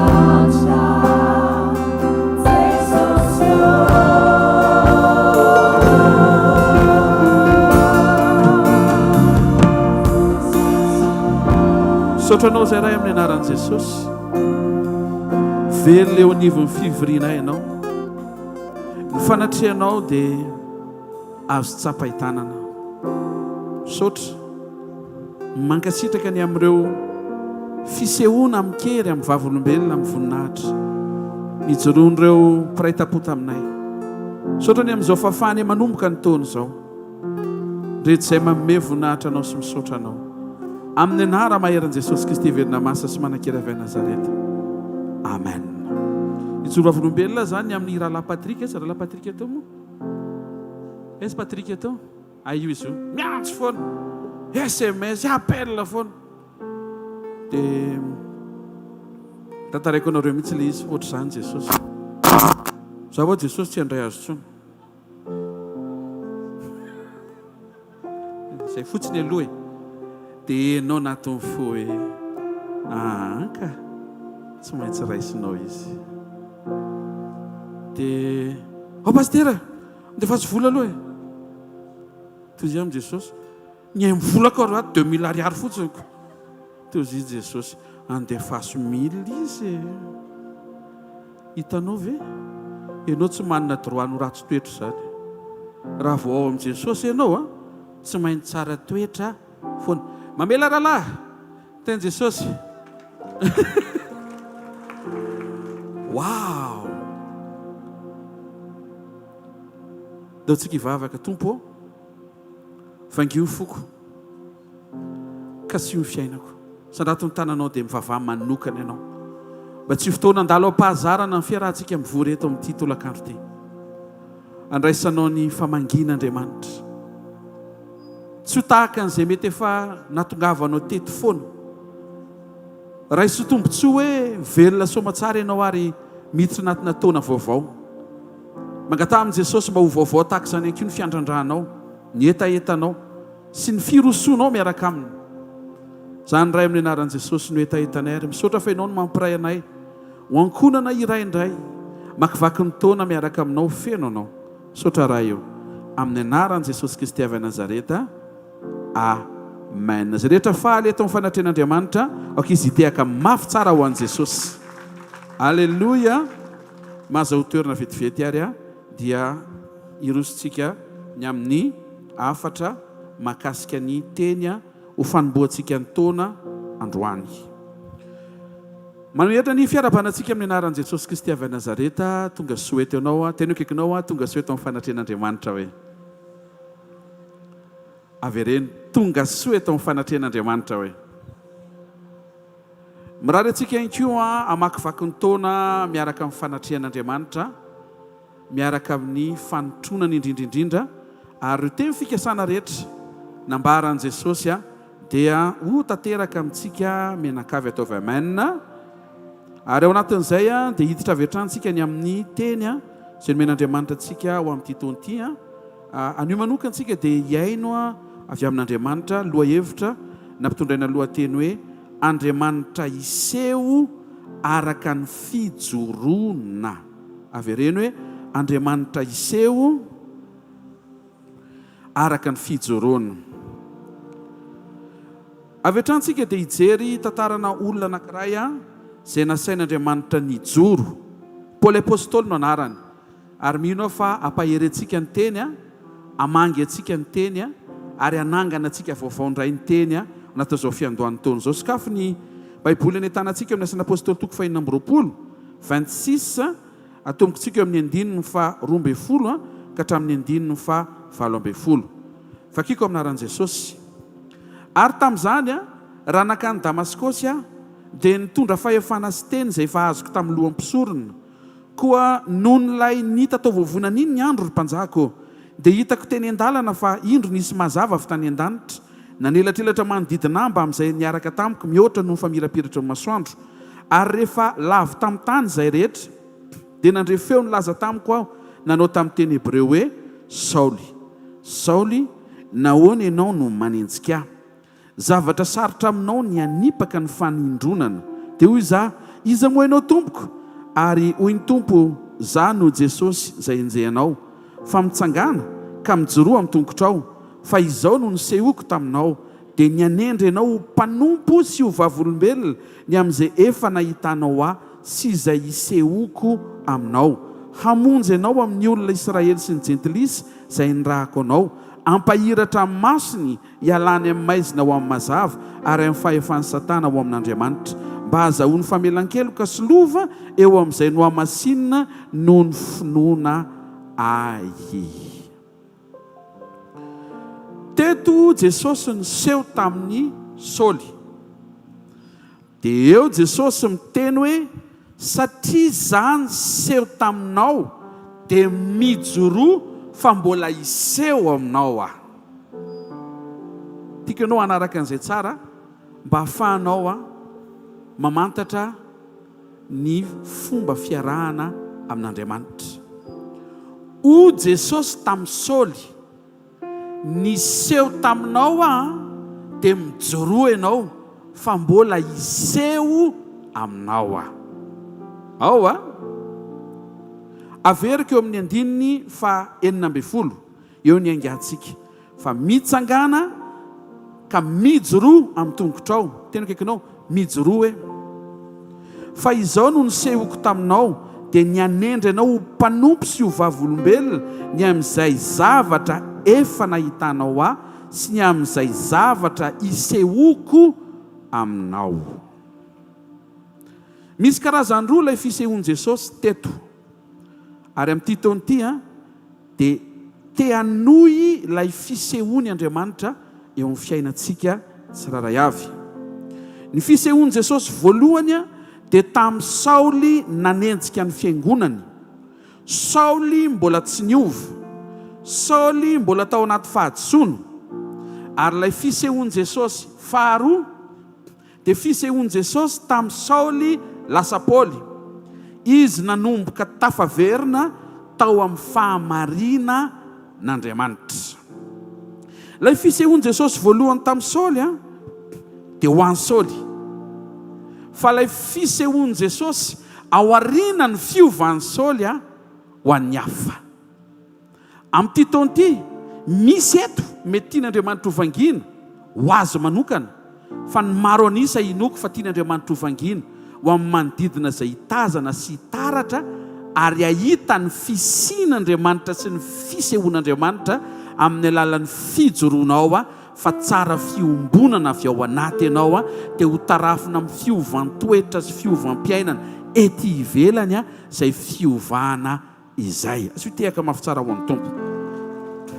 Ilay fisehoan'i Jesosy tamin'ny Saoly fony izy mbola tao anaty fahadisoana dia fisehoana tamin'ny famindrapo. Retsika tamin'ny vavolombelona be dia be teo, betsaka tamin'ireny tamin'ny famindrapon'Andriamanitra na tonga ireny, famindrapon'Andriamanitra. Le manaraka tian'Andriamanitra isehoana, eo ihany le famindrapo fa indrindraindrindra noho ny amin'ny fijoroanao. Tena akaikinao ny fisehoana manaraka hoe mbola eo ny famindrapo hoe fa indrindra ny fijoroana hoe. Dia teneno izy mijoroa hoe. Amen. Ozy ny Salamo 8:5 anaran'i Jesosy. Ny olona tsara no isehoanao fa tsara, ny tena olo marina no isehoanao fa marina. Amin'ny alalan'ny fijoroana mantoetra no isehoan'Andriamanitra. Averiko ny fijoroanao amantoetra no mamaritra ny fisehoan'Andriamanitra. Tsara fanahy-kely ianao dia iseho amin'ny fahatsaram-panahy-kely Andriamanitra eo amin'ny fiainanao. Farito zany ny tianao isehoana, ny tiany isehoany aminao amin'ity taona ity. Mijoro kely ianao iseho kely izy, mijoro be ianao iseho be izy. Ka tsy haiko hoe iza le tonga eto amin'ity tolakandro ity vonona hijoro aiza ho aiza ianao io, fa arakarak'izay ny isehoan'Andriamanitra eo amin'ny fiainanao mandritra ny taona.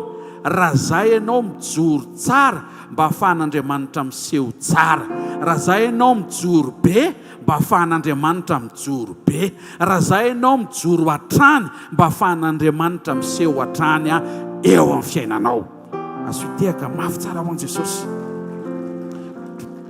Zay tsara communion ireriany no tsara fijoroana sy hitahiriny fijoroany.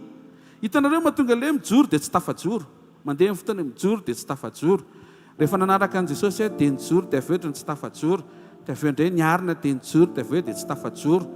Dia rehefa mandalo ianao dia ozy izy ny lanitra hoe ino raha joro sy tsy tafajoro. Tena kaikinao afaka iovy zany hoe. Teneno izy avy ao amin'ny communion hoe afaka ho voatahiry ny fijoroanao hoe. Hitanareo mahafinaritra amin'ny sekoly ny communion na ny révélation momba ny communion.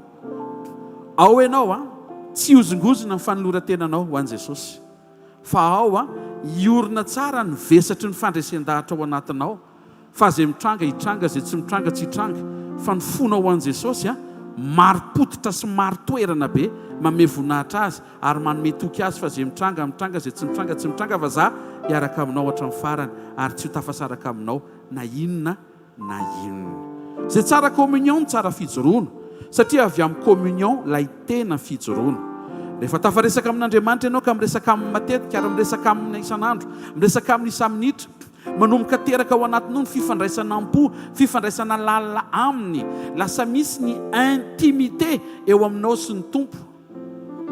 Zay dingan'izay mahatonga anao afaka anome voninahitra azy sy anome lanja ny fisiny sy ny fanatrehany, atonga anao hijoro noho ny amin'ny fahafantaranao ny fisiny eo amin'ny fiainanao.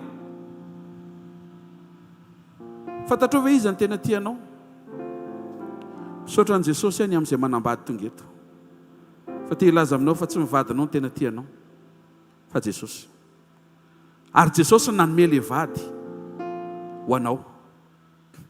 Dikan'izay avereno ao amin'i Jesosy ny voalohany amin'ny zavatra rehetra, mba ahafahan'Andriamanitra mikarakara ny ankonanao sy izay rehetra mahakasika anao sy izay nomeny anao, mba ho hitan'Andriamanitra fa tsy ampisaraka anao aminy izay nomeny anao.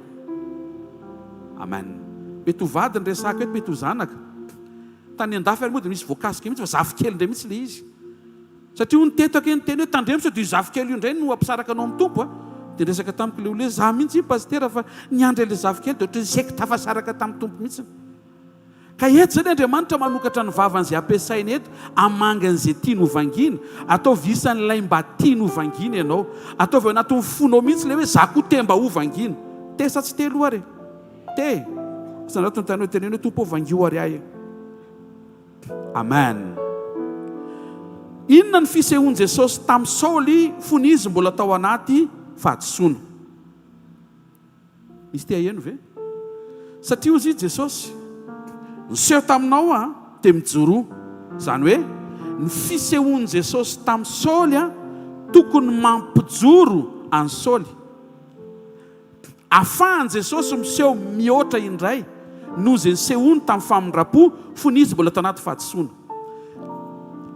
tamintsika mbola tao anaty fahadisoana dia efa niseho Jesosy fa ianao rehefa tafaverinao aminy dia tiany hijoro mba hahafahany miseho aminao araka ilay fijoroanao fa tsy araka ny famindrapony fotsiny sisa ohatr'izao ny zavatra tsapan'ny Saoly rehefa mivanginy Jesosy izy asan'ny apôstôly toko 2:24 dia dinganiny amin'ny 9:9 ny anaran'ny tompo nanenjika an'izay nanaiky an'izany fampianarana momba an'i Jesosy zany hatramin'ny mahafaty azy namatotra n'ireny kristianina ireny nalana vavy nanolotra ny fiangonan'i Jesosy atao any an-tranomaizina apiko le izy mba hazava aminao hoe tsy olona mahafinaritra Saoly fa olona tena ratsy toetra sy ratsy fanahy miaino ve tsika nanenjika kristianina nanenjika fiangonana 9:9 ary za namaly hoe iza moa ianao tompoko dia hoy izy tamiko za no Jesosy avy any Nazareta izay enjehanao lesona voalohany voarainy Saoly tamin'ny sehoan'i Jesosy dia izao ay Kristy no ao ambadiky ny kristianina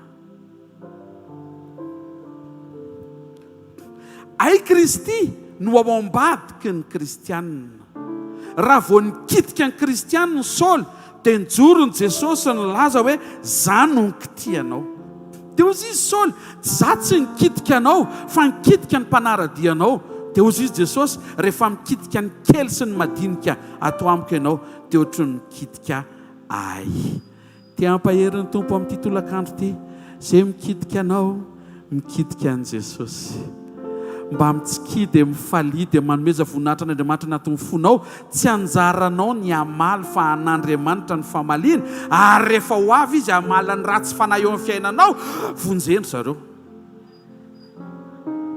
ao zay efa nisy niandry atao amin'ny maina mihitsy izy varatra latsaka amin'izay tsy varatra ny latsaka fa fanahy masina tonga dia voavonjy izy asitehaka mafy tsara ho an'ny tompo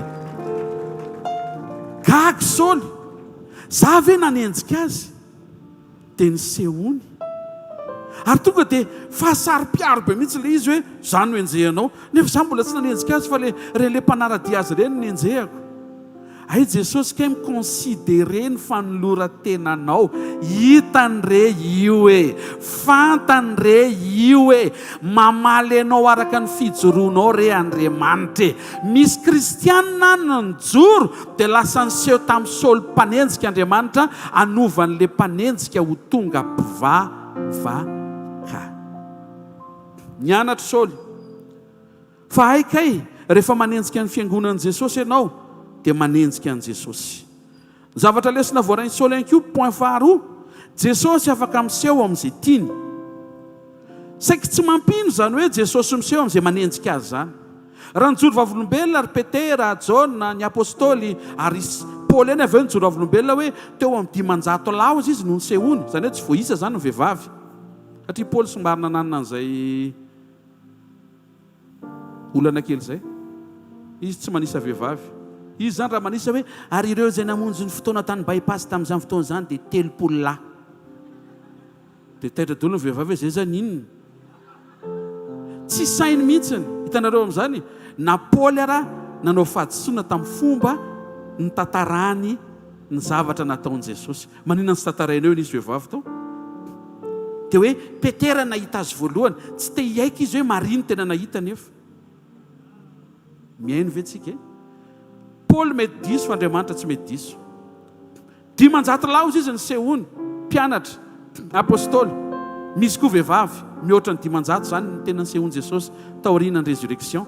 Tena nahavariana Paoly koa tao anatiny. Teo izy Paoly, za tsy mpanaraka azy, za tsy nankatony teniny, tsy mpianany akory, nefa ny sehony. Ay Jesosy afaka miseho amin'izay tiany. Tena akaikinao, Jesosy afaka miseho amin'izay tiany hoe. Lesona manaraka, ozy izy Saoly, Jesosy te ahitanao eo amin'izay tena antom-pisinao. Saoly nanenjika fiangonana, nefa ny antom-pisina tian'Andriamanitra ampiasana azy, anangana fiangonana. Saoly namono kristianina, nefa ny tena antom-pisina tian'Andriamanitra ampiasana azy, amelona ny kristianina amin'ny hafatra miresaka momba an' Jesosy. Saoly nitety tanàna andringana kristianina, nefa ny tena tian'Andriamanitra ampiasana azy, hitety tanàna amangy kristianina. Ozy izy Saoly. Ary Andriamanitra zany tsy faly mahita diso lalana, fa Andriamanitra maika any amerina avy any amin'ny fahadisoko ho amin'ny fahamarinany.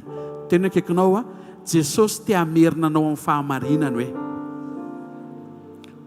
Avereny, tsy tianao diso lalana ianao. Timoty voalohany toko voalohany 2:12-15 ny anaran'i Jesosy.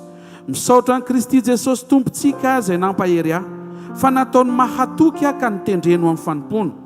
Dia izaho izay mpiteny ratsy fahiny sady mpanenjika sy mpampahory, kanefa nahazo famindrapo aho satria tamin'ny tsy fahalalana ny nanaovako izany noho ny tsy finoana. Fa be indrindra ny fahasoavan'ny tompontsika tamin'ny finoana sy ny fitiavana izay amin'ny Kristy Jesosy. Mahatoky ka tokony akena amin'ny fankasitrahana rehetra izao teny izao. Tonga tetỳ ambony tany Kristy Jesosy amonjy ny mpanota, ary ozy izy Paoly amin'ireny za no lohany. Jesosy mahita fahatsarana ao anatin'ny olona ratsy.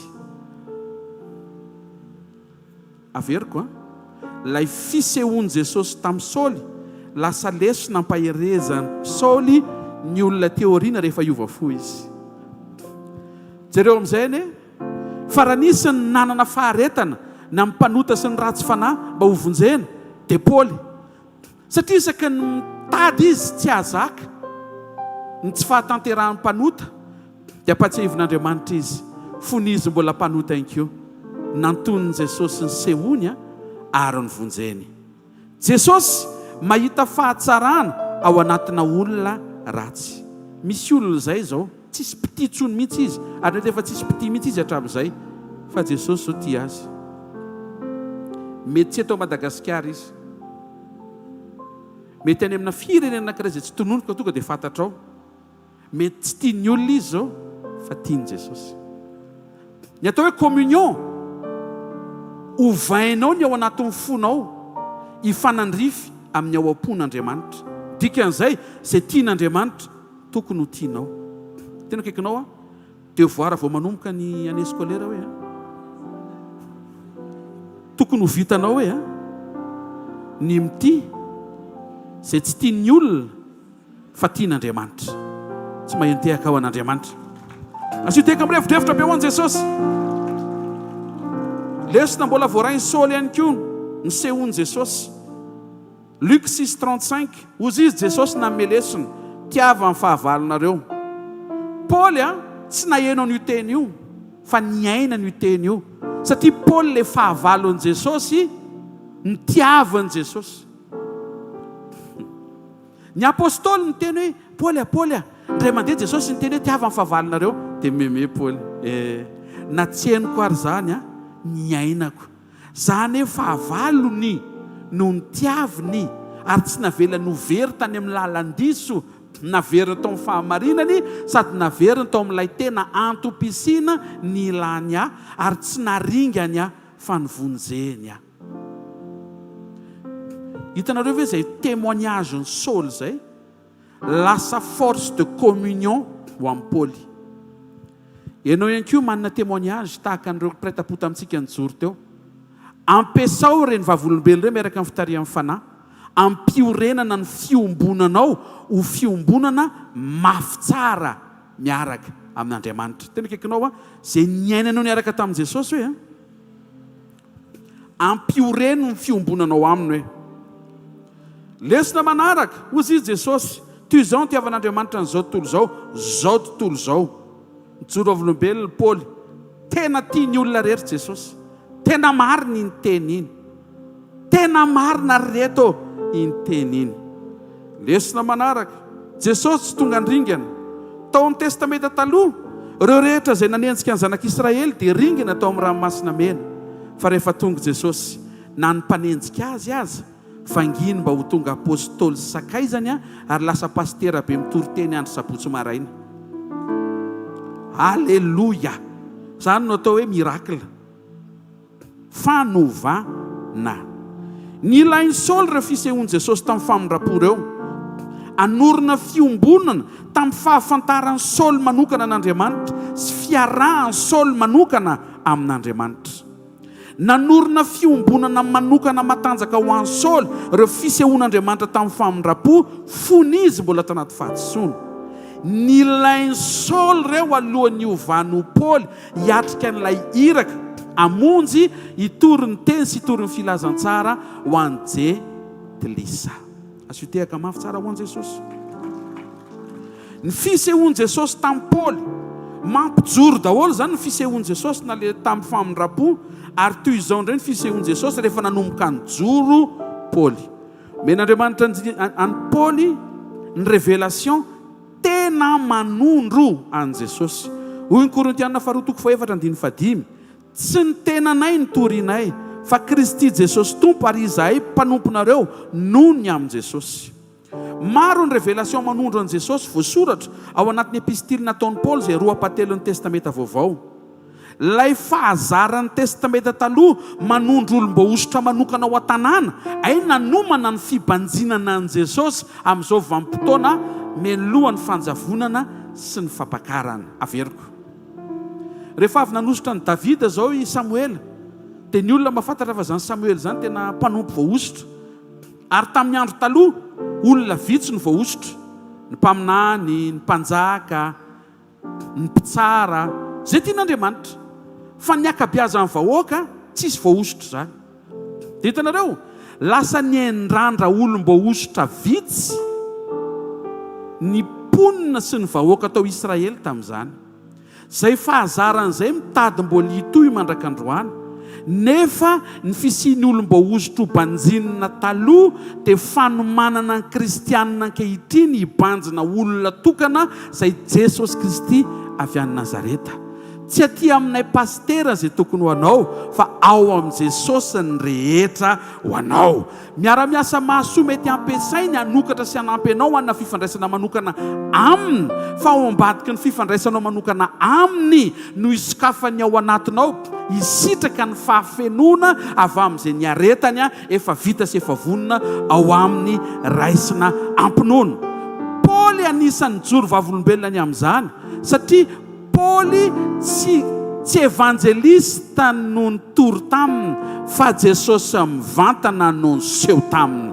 Dikan'izay no fanin' Jesosy mihitsy izy hatramin'ny voalohany tsy ahita olona fa hita azy, mba hahafahan'ny fitorian'i Paoly rehefa andeha hamakivaky ny tanànan'ny jentilisa, tsy hampitodika ny jentilisa hijery olom-boaositra jiosy, fa tonga ny jentilisa hibanjina an' Jesosy irery any. Tena kaikinao le fijoroana hoe nitondra fisehoana vaovao hoe nanamafy ny communion ny ainan'ny Paoly ny fametrahany an'i Jesosy ho centre sy ivo ny zavatra rehetra. Point anisan'ny sehoan'i Jesosy tamin'ny Paoly ihany koa rehefa niovy izy. Aza dino le andiany vakiko be dia be teo, fisehoan'i Jesosy tamin'ny famindram-po, satria Saoly mbola tsy niovy. Saoly mbo tao anatin'le fahasiahana sy le aromontana tsy nahazaka ny fampianaran'i Jesosy, iny mihitsy no niseho tamin'ny Jesosy dia lasa lesona ho an'i Saoly le izy, satria nilainy ho amin'ny fiarahany amin'Andriamanitra any amin'ny hoaviny ny fisehoan'Andriamanitra taminy, fony izy mbola mpanota. Fony ianao mbola tsy nafantatra ny tokony ataonao efa teo Jesosy. mba ataovy miaikiny ao anatinao ary mamantatra hoe atraizany fisehoan'i Jesosy taminy ianao mbola tsy tao aminy. Atonga anao anome voninahitra azy sy anome lanja ny fisiny amin'izao vanim-potoana izao, fa le fijoroana ao androany indray ampiditra anao amin'ilay karazana fisehoan'Andriamanitra manaraka. Ataovatra ohatra maharaka tsara tsika satria amin'ity taona ity mantsy hiseo Andriamanitra araka ny fijoroanao, amangy Andriamanitra araka ny fijoroanao. Izy zany tsy hoe fotoam-pamangina fotsiny dia amangy ny adala izy. Za mahita fa miviry dimy adala ohatrany tsy mivangily le mpapakatra, ohatrany tsy fantatry le mpapakatra rehefa tonga le viry dimy adala, zay mahatonga antsika miala any amin'ny fahadalana dia miditra aty amin'ny fahendrena.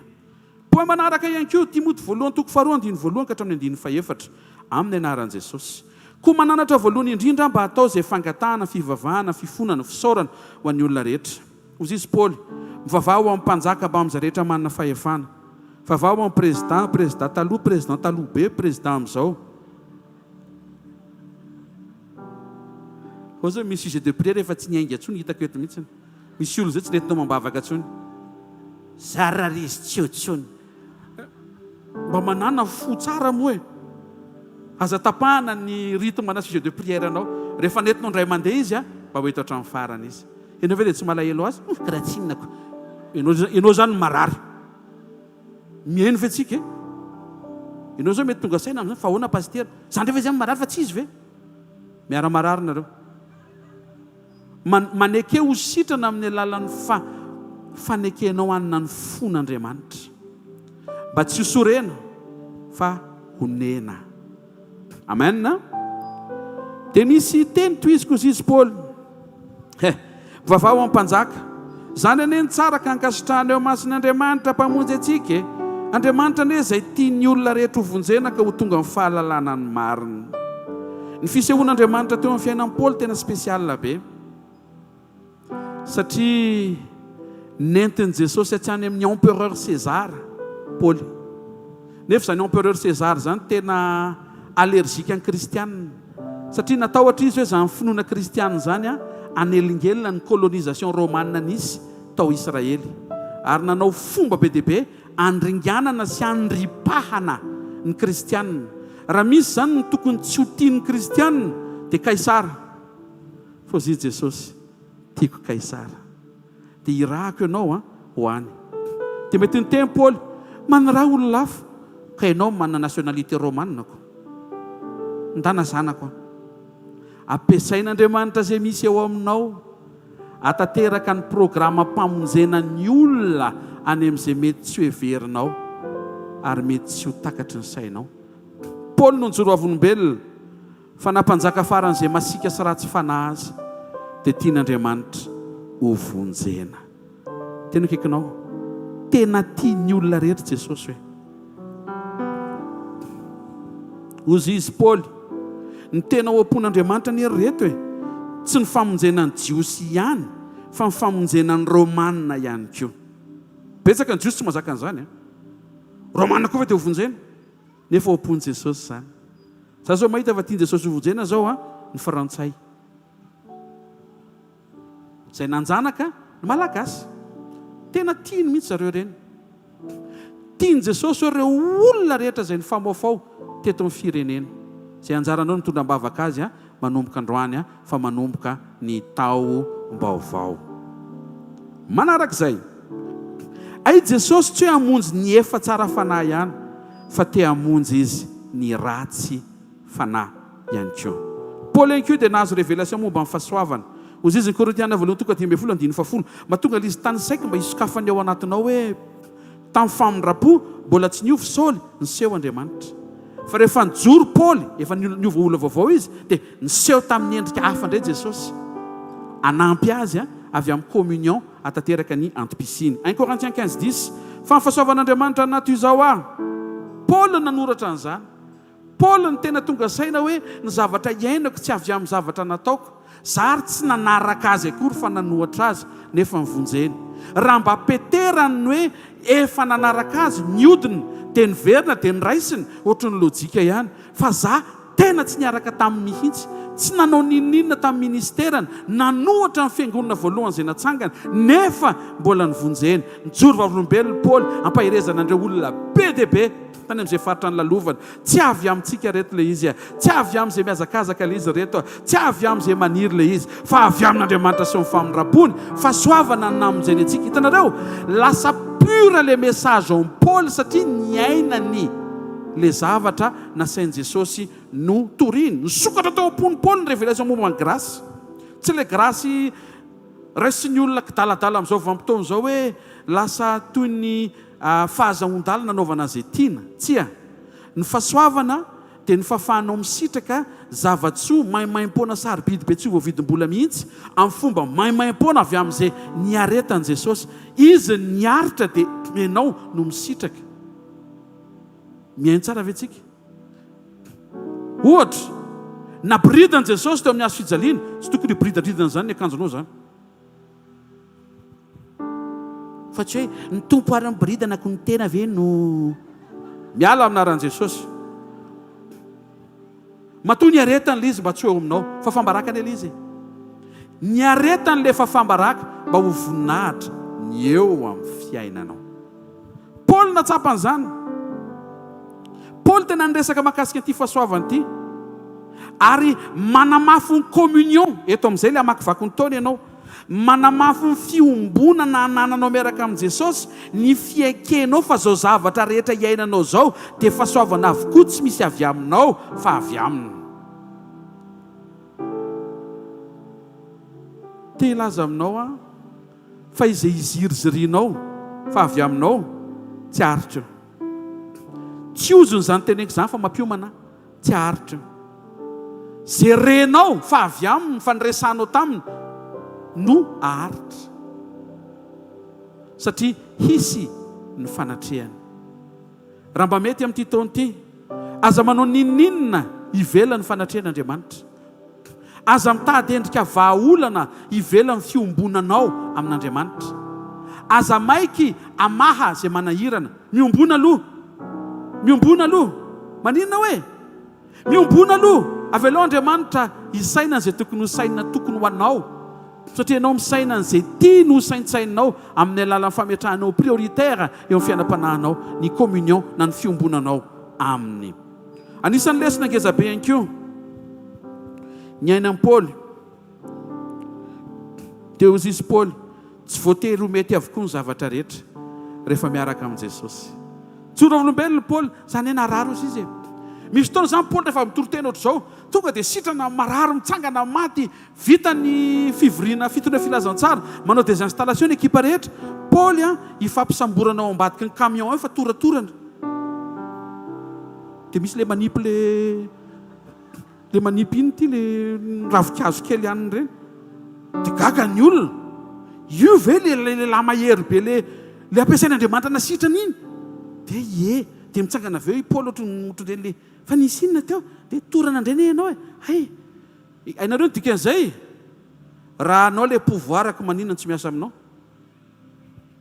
zay ny proof fa tsy anao le pouvoir fa an'Andriamanitra ampiasainy amin'izay tiany ilaina mihitsy le anao tsy sitrana mba hampanetry tenanao fa tsy hoe ianao manana ny baolina rehetra aza taitra zany ry havana mety mpanompo faran'izay mahafatra-po ianao tonga anao ny vazatany 4 hitoriana filazantsara zetina mambavaka eo no eo dia sitrana ny anao 5 taona mbola tsy hita ihany tena kekinao zay ny proof hoe fa tsy anao le izy atao amin'izay mihitsy izy tsy anao le izy hoe teneno izy tsy anao le izy hoe fa azo hoe asitehaka mafy tsara ho an'Andriamanitra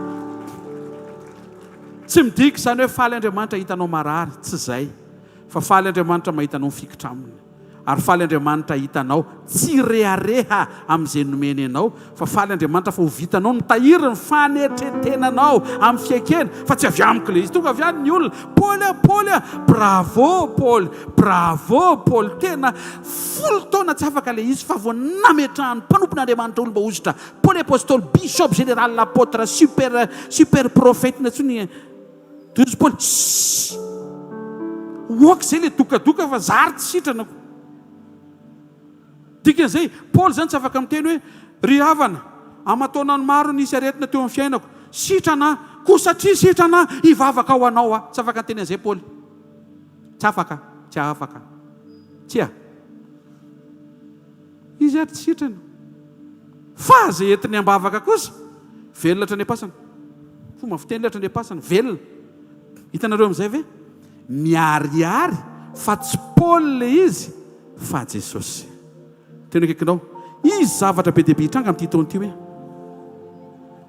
avereno izy zavatra tsara be dehibe hitranga amin'ity taona ity hoe dia azo fitehaka mirevidrevitra ho an'Andriamanitra kosa aloha e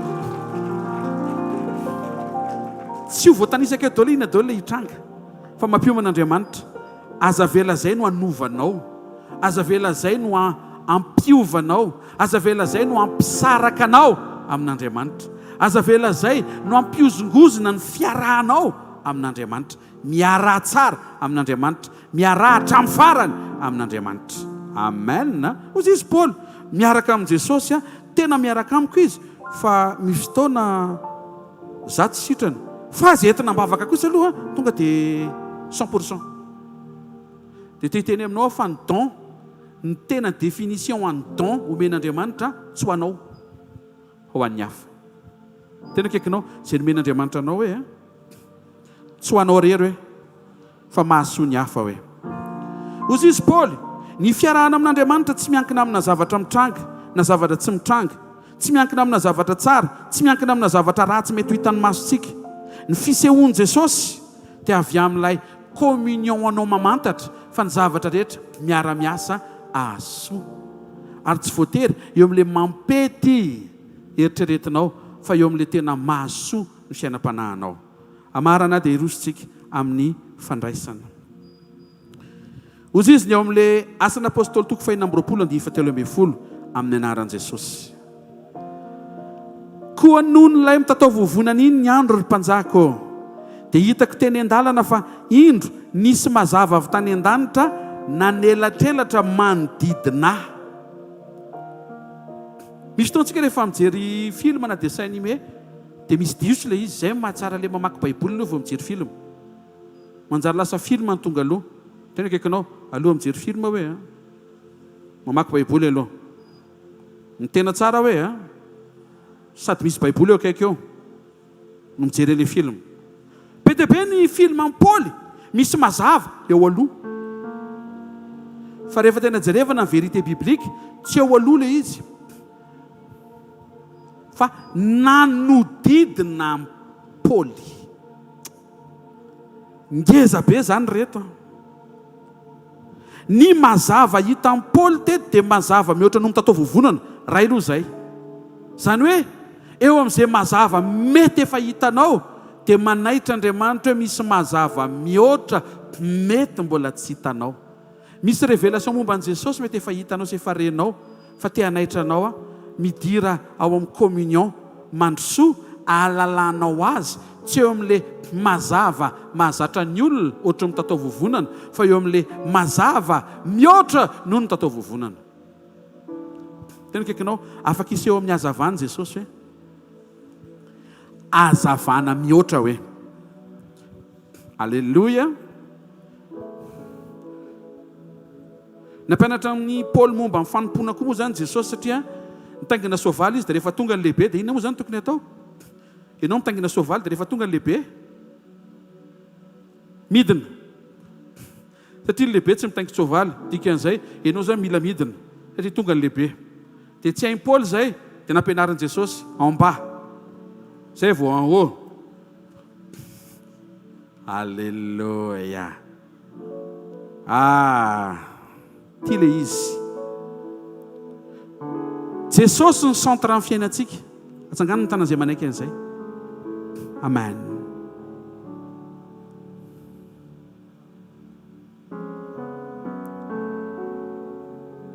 raha Jesosy ny centre amin'ny fiainantsika dia centre ny fifantohan'i Jesosy ianao azo fitehaka mafy tsara ho an'i Jesosy faran'izay aiziny Saoly hanenjika fiangonana maizina faran'izay maizina fa hainao ny nataon'i Jesosy ny didininy dia nataony teo voany le maizina dia izy mazava nanodidina n'le maizina dia resy le maizina. Misy karazana aizina be deaibe tia n'Andriamanitra ho resena rehefa manaiky isika anana ny vision fa reny mpanota ratsy fanahy ratsy toetra olona tsy tiatsika tsy tia ny fiarahamoniny ireny tia n'Andriamanitra ho eo afovoany ny fahazavany mba hanesorana ny fahamaizinana eo amin'ny fiainan'ireny olona ireny sy hamonjena azy ohatry ny nataony tamin'ny Saoly lasa Paoly. Ny ao am-pon'i Jesosy ry havana, ianao no ifantohany, ianao no ao afovoan'ny fon'Andriamanitra.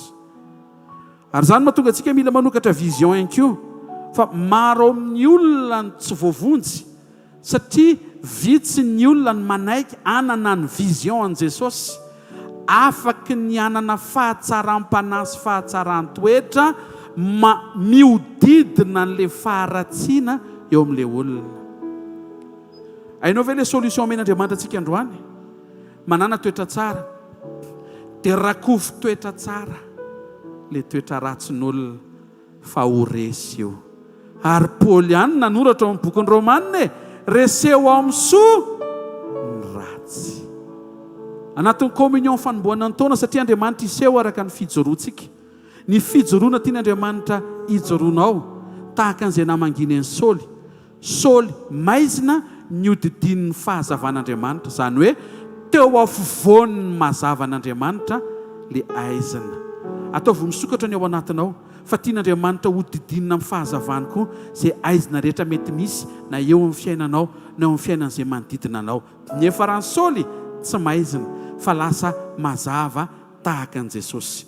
Dia hozy izy ny tenin'Andriamanitra tao amin'ny Jaona 1:25 minaran'i Jesosy, Andriamanitra dia mazava ary tsy misy maizina akory ao aminy. Koa isika dia tahaka an'Andriamanitra, tsy tokony hisy maizina ty anatintsika. Raiso ny lesona tahaka an'izay nisehony tamin'ny Saoly, nanovana azy ho tonga Paoly, nampiasana amin'ny Paoly afaka anatena mazava any amin'izay aizina nanirahana azy. Alleluia. Rehefa didinin'ny fahazavan'Andriamanitra ny aizina dia resy. Hainareo ve dikan'ilay didinina? Izany hoe ny manodidina n'ilay faharatsiana izany fenoy fahatsarana. Tena akaikinao andraikitra ao amin'ity taona ity hoe didino fahatsarana hoe izay faharatsiana hitanao fa resy io hoe avy reno resy io hoe azo hitehaka mafy tsara ho an'i Jesosy, azo hitehaka mafy tsara ho an'i Jesosy. Ho fantsina hiary asa amin'i Jesosy ianao, ametraka amin'ny mpanota, ametraka ny olona very sy ny ratsy fanahy, ireo mpanenjika amin'ny fiangonana ho eo afovoan'ny fahazavany. Zarao ihany koa an'ireny olona ireny fa eo afovoan'ny fahazavan'i Jesosy izy, ao am-pon'i Jesosy izy. Ary tahaka ny Saoly novaina Paoly ihany koa dia misy fiazakazahana tokony ho vitainy ireny olona ireny. Tahaka anao izay tonga eto ihany koa tokony hamita ny fiazakazahanao ao anaty fahazavana. Mino fa nandrayntsika tamin'ity marain'ity. Ary raha hiseo Andriamanitra dia ahita fijoroana izy manomboka androany. Fijoroana mifanaraka amin'ny fiovana avy amina fiombonana. Miombona tsara ianao dia miova toetra, dia mijoro, dia miseho Andriamanitra. Anisan'ilay fijoroana nomeny androany, ilay tsotra be nianarantsika teo, didino fahatsarana sy fahazavana ny aizina sy ny faharatsiana. Asio kalaim-pahazavana ny aizina. Amen. Dikan'izay, raha hiporitsaka avy ato ilay maizina dia misy mazava mitsena azy avy aminao. Miaino ve tsika? Kitian'ny ara-pahasalamana manana mazava ho atolotra azy ianao. Kitian'ny asa aman-draharaha manana mazava atolotra azy ianao. Kitian'ny resaka firenena manana mazava hiatrehana. Tsy sirika ho an'ny aizina izany amin'ity taona ity fa ny mazava ao anatinao senao manaiky ho fahazavan'izao tontolo izao dia ho tonga fandresena ho an'ny fanjakan'Andriamanitra. Mahita olona be deaibe miova makany amin'ny fahatsarana, miova makany amin'ny fanahafana an'Andriamanitra. ianao zany resahako zany, ianao zany resahako zany. Ary mahita fa ho fiadanana ho an-tokantranonao ny fiovanao. Amen. Mijoroa tsara fanahy isan'andro. Aza vela isy irika na fara-tsi-panahy satria tsisy aizina tsony ao anatinao. Ianao le tsara fanahy maraina ataondreo 24 heures sur 24, 7 jours sur 7, janvier ka hatramin'ny décembre, du matin jusqu'à minuit, du lundi jusqu'à dimanche. Alléluia. Manasanao hitsangana re. Dao tsika mivoninahitra ny tompo. Efa hiditsika amin'ny latabatra. Asandrato ny fotsika hivavaka. Raha aminaran'i Jesosy. Mangetaeta ny fisehoanao zay araka ny teny fikasana nomenao amin'ity taona ity. Misaotra ny amin'ny tantaran'ny Saoly. Nampatsiaro anay fa amin'ny famindrapo ianao no miseho amin'ny fiainanay. Iovanay, iombonanay aminao, ahafahanao miseho indray amin'ny dingana manaraka araka ny fijoroanay. Misaotra fa nampianaranao androany fa didininao amin'ny fahazavanao ny aiziny. Tahaka izay nataonao tamin'ny Saoly dia noresenao ny aizina ary novonjenao izy. Tahaka izany akeo no asa fijoroana miandry anay. Tianao zay ho feno ny fahatsaranao, ho feno ny fitiavanao, ho feno ny fahazavanao. Ary ho didininay amin'izany fahatsaranao zany zay mety ho endrika faratsiana mety misy eny amin'ny lalam-piainanay. Misaotra androany anomboka ny taona zay amin'ny lalan'ny latabatra, miombona aminao, miombona tena, miombona nofo, miombona raha aminao. Mba ho tanteraka ato anatinay indray ny fiainanao, mandresy ny fiainanay. Misaotra raha eo amin'ny anara maheran'i Jesosy Kristy avy Nazareta. Amen. Raisy ny mofo zay ny tananao. Matsiarintsika zay nambaran'i Jesosy hoe zao natao ho fahatserovana azy izy. Zay mihinana ny nofoko sy misotro ny rako no manana fiainana mandrakizay, ary za nangana azy amin'ny andro farany. Ny nofoko ny tena fihinana ary ny rako ny tena fisotro. Ary ny ala zay namadiana Jesosy nandray mofo tena nambara hoe ity ny tenako zay nivakiana ho anareo. Zao natao ho fahatserovana. Misaora azy.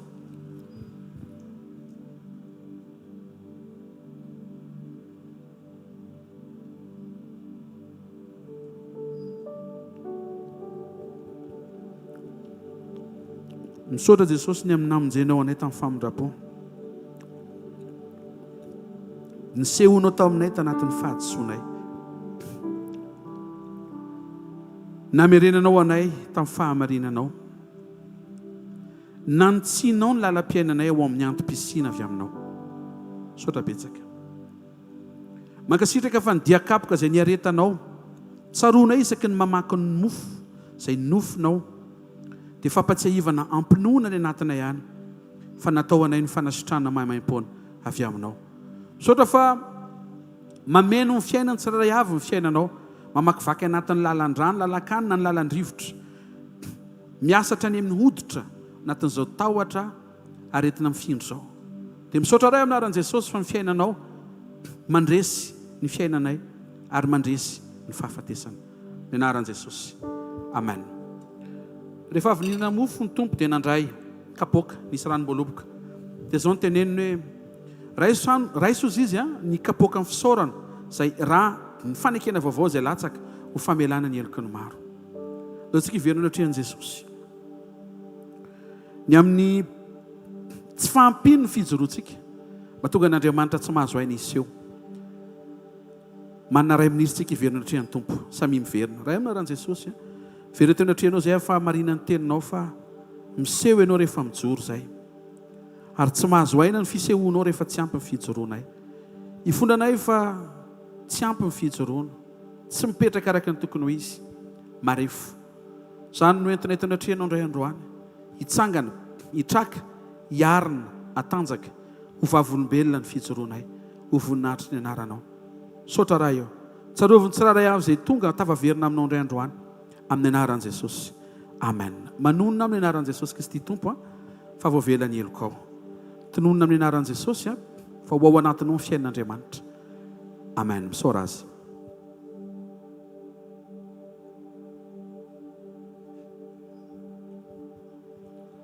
Ao foana tananao dia omeo voninahitr'Andriamanitra ny fonao ray amanontolo. Isaory azy ny teny androany. Ny famanginy tamin'ny famindrapo fony ianao mbola tsy nalala azy. Ary ny famangina ianao amin'ity taona ity indray. Eo ny famindrapony fa indrindraindrindra avy amin'ny fijoroanao. Anao ny sitrapony, iaina ny toetrany, iova, andresy fahazaran-dratsy, andresy ny fakapanahy isan'andro. Hiala amin'ny ota mora mahavoa. Saotra ray amin'ny anaran'i Jesosy, mankasitraka izay. Didininao ny fahazavanao izay, mba ho tonga mazava tahaka anao. Andraikitra ihany koa ny miodidina fahazavana amin'izay aizina mety misy. Ho fenoana fitiavana izay mety miaina amin'ny fankalana. Ho fenoana fahatsara-panahy izay miaina anatina fahasiahana. Ho fenoana famindram-po izay mpanao fahadisoana matetika. Saotra ny amin'ny fanatrehanao andro amin'ny maraina sy ny fotoana ary ny fivoriana. Omena voninahitra ianao ny amin'ny latabatra, ny amin'ny teny-panitsiana sy ny teny-pampaherezana ary ny fiasanao mahagaga amin'ny anaran'i Jesosy. Amen. Sy teka mafy tsara ho an'ny tompo dia mahazo toerana vetivety ny mpanompon'Andriamanitra anao ny vaovao ny asa fanompoana. Mahazo toerana vetivety tompoko.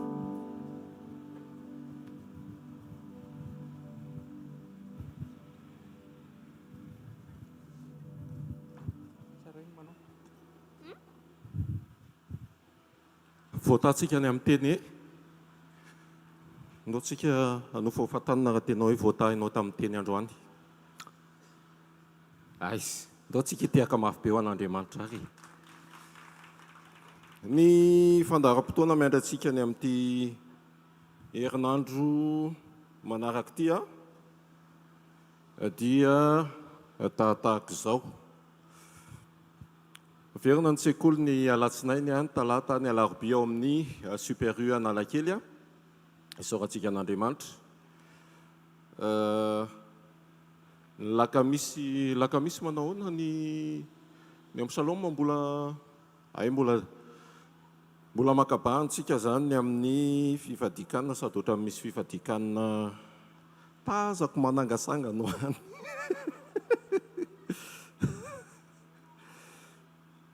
Aizy izy teo.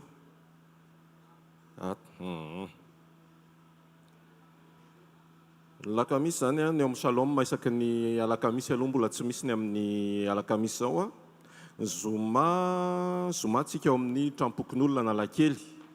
Ny tolakandro io manomboka amin'ny 4 natao ho an'ny tanora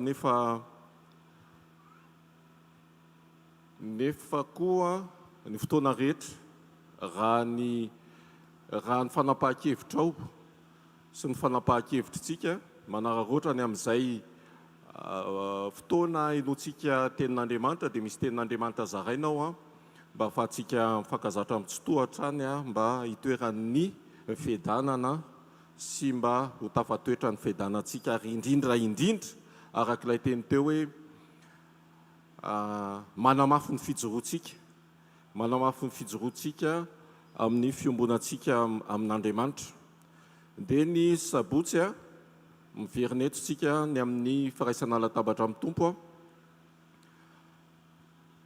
Dia ny lahady ve misy manahoana ny onako pasteur malalisany misy ny fitombavaka isaky ny toerana isaky ny fiangonana.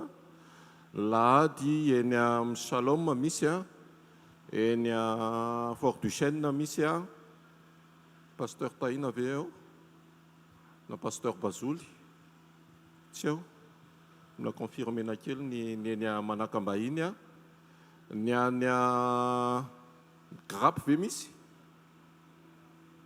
ny any Betsaraina ve misy.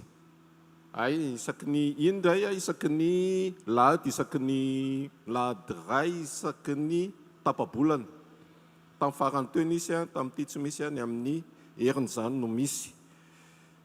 Dia ny akoatr'izay ndao tsika tehaka mafy an'Andriamanitra ny amin'reto planina sy varavarana misokatra ho antsika reto. Tsy adino pasteur mivavaka ho an'ny anniversaire décembre tompoko. Misy batisa amin'ny sabotsieriny. Sabotsieriny misy batisa ao aorianan'ny fotoana eto zany ka izay ny vangin'ny tompo na manana etaeta ao anatin'izany dia misoratra anarana any amin'ny pasteur sandratra izy pasteur sandratra izay.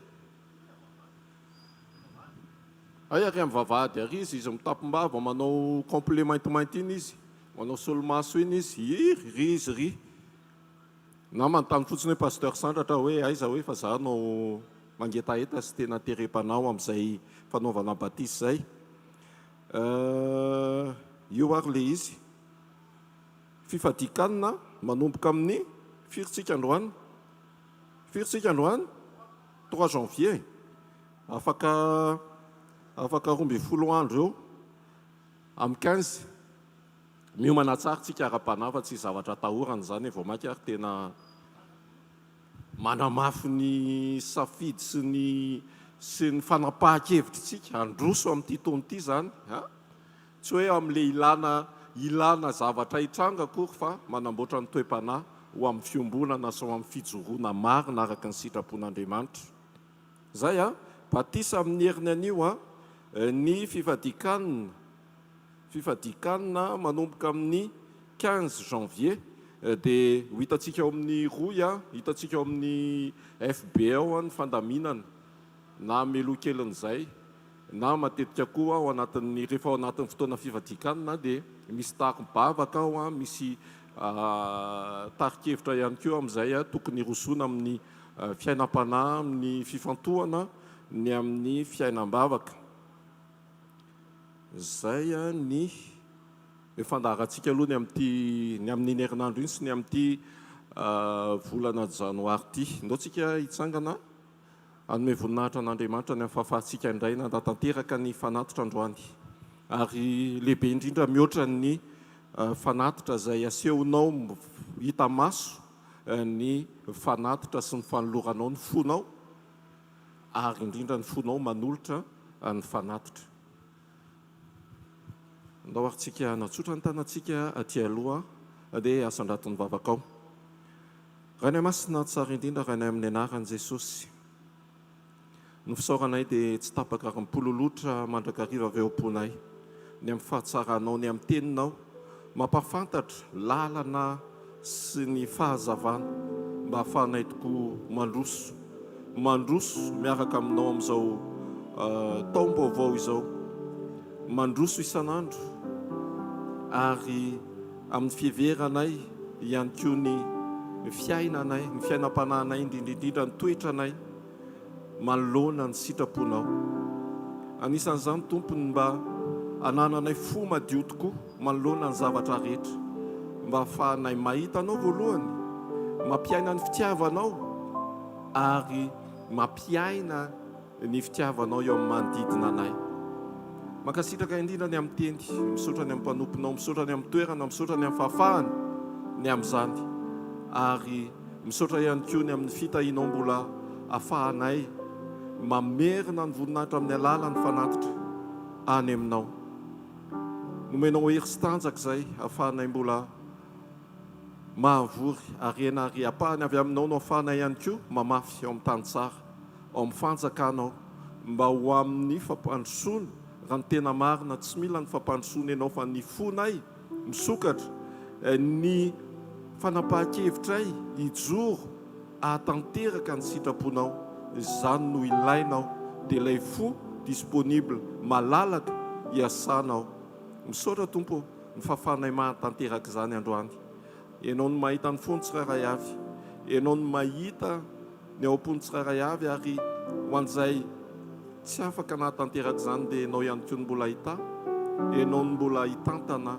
any tsiraray avy mba ahafany mahanatanteraka izany araka ny hetaheta-pony sy araka ny sitraponao dia makasitraka anao zay raiso hoanitra voninahitry ny anaranao rery-antsany tompo amin'ny anaran-dray sy ny zanaka ary ny fanahy masina amen ndao tsika hitehaka mafy be ao an'Andriamanitra alleloia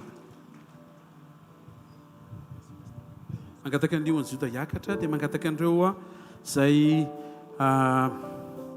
men'Andriamanitra anniversaire tamin'ny mois de décembre hanantona hitondrany amam-bavaka anao sy hitsofana rano anao satria tahaka ny fanaontsika dia voalohan'ny volana vavaka ho an'izay tompona anniversaire tamin'ny volana décembre teo manasanareo hanantona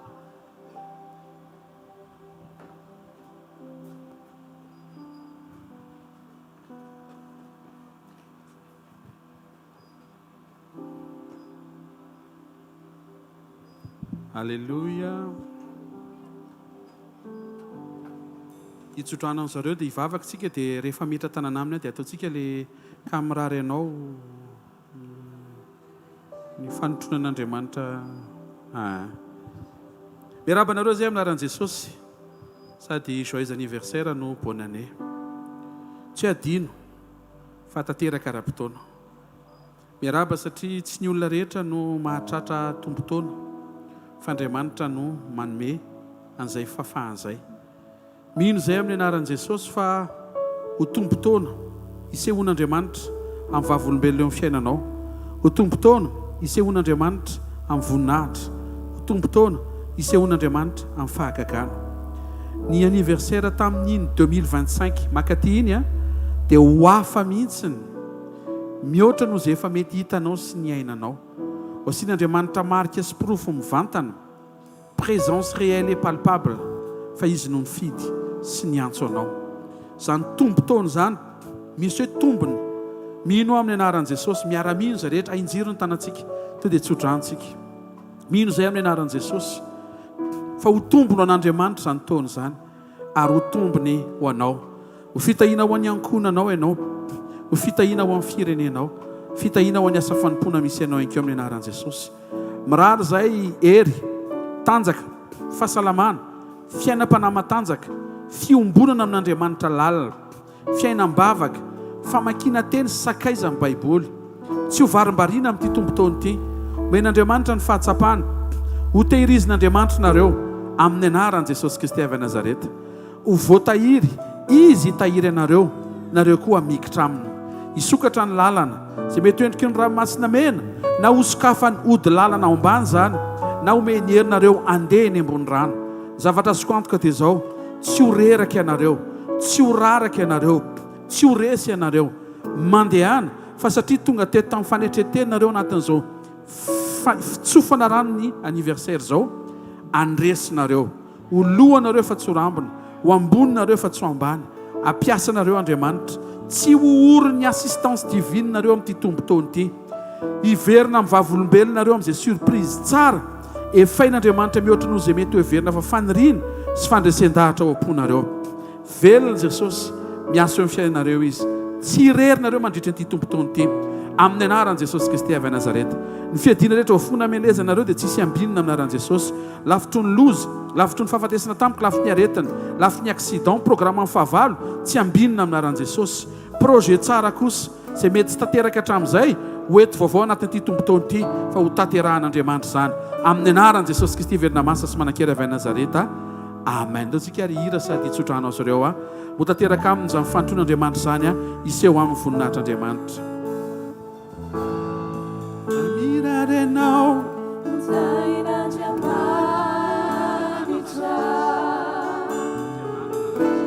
tunuriko aminao nifatsarani lanitra nifanutunani nuanutuna ana kanieni nuena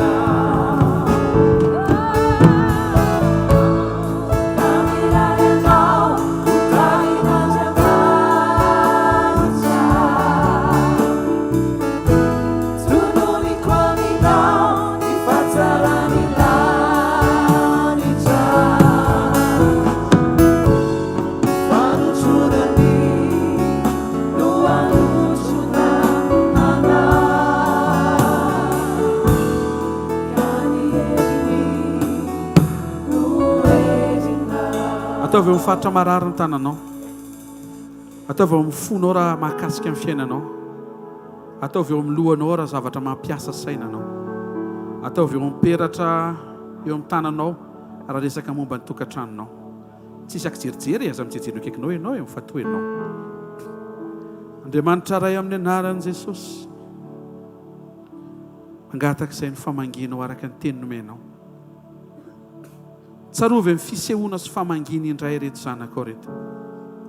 Ao ny miatrika ara-tokantrano, ianao ilay Andriamanitra mampiombona ny lahy sy ny vavy ho ankonany iray sy fianakaviana iray.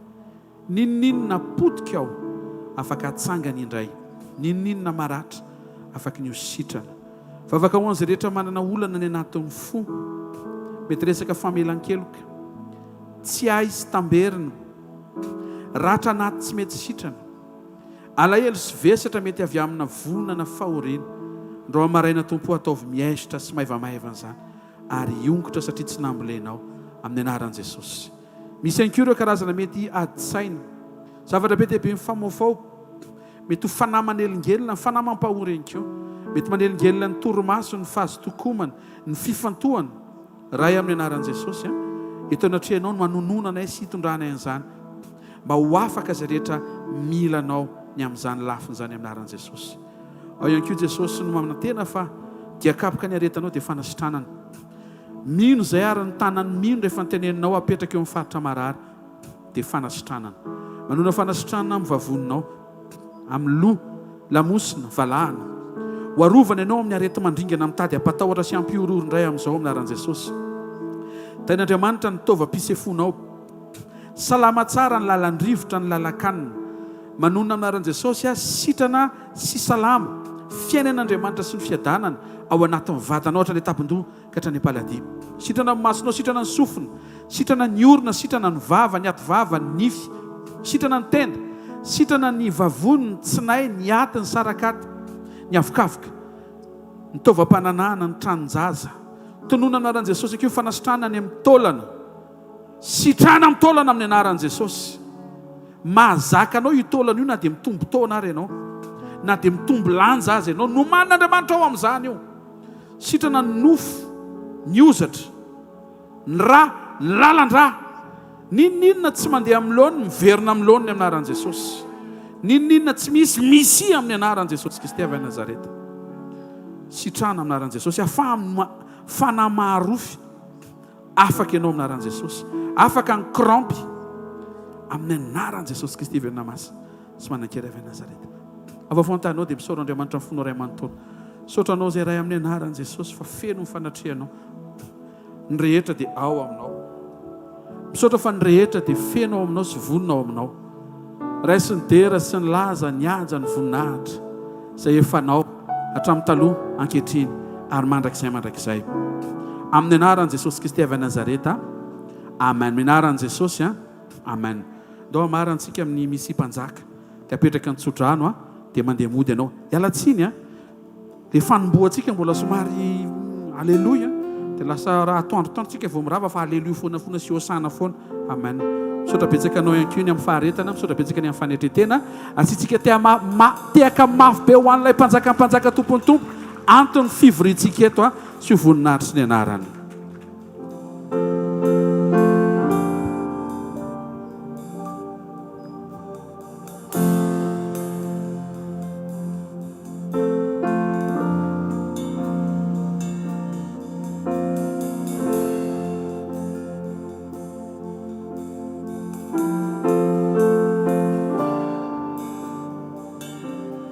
Misy mpanjaka manatriketo sokafiny fo andray azy ny fidera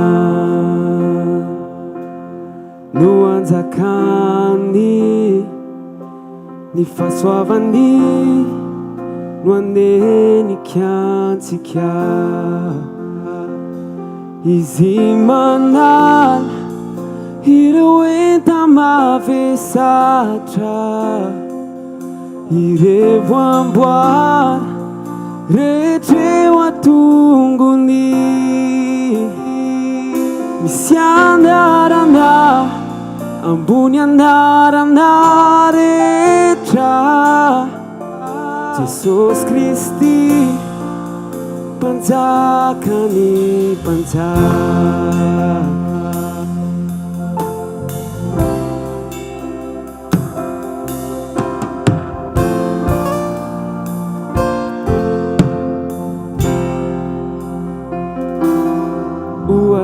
Oaziniat sy voninahitra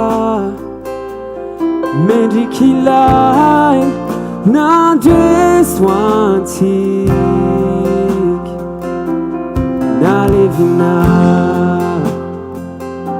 nitsangana mike nifasana tsy natazonazy nifidera deo azy mandrakizay inanandres tompony fanalay misy anarana ambony anarana rehetra Jesosy Kristy panjakany panjaka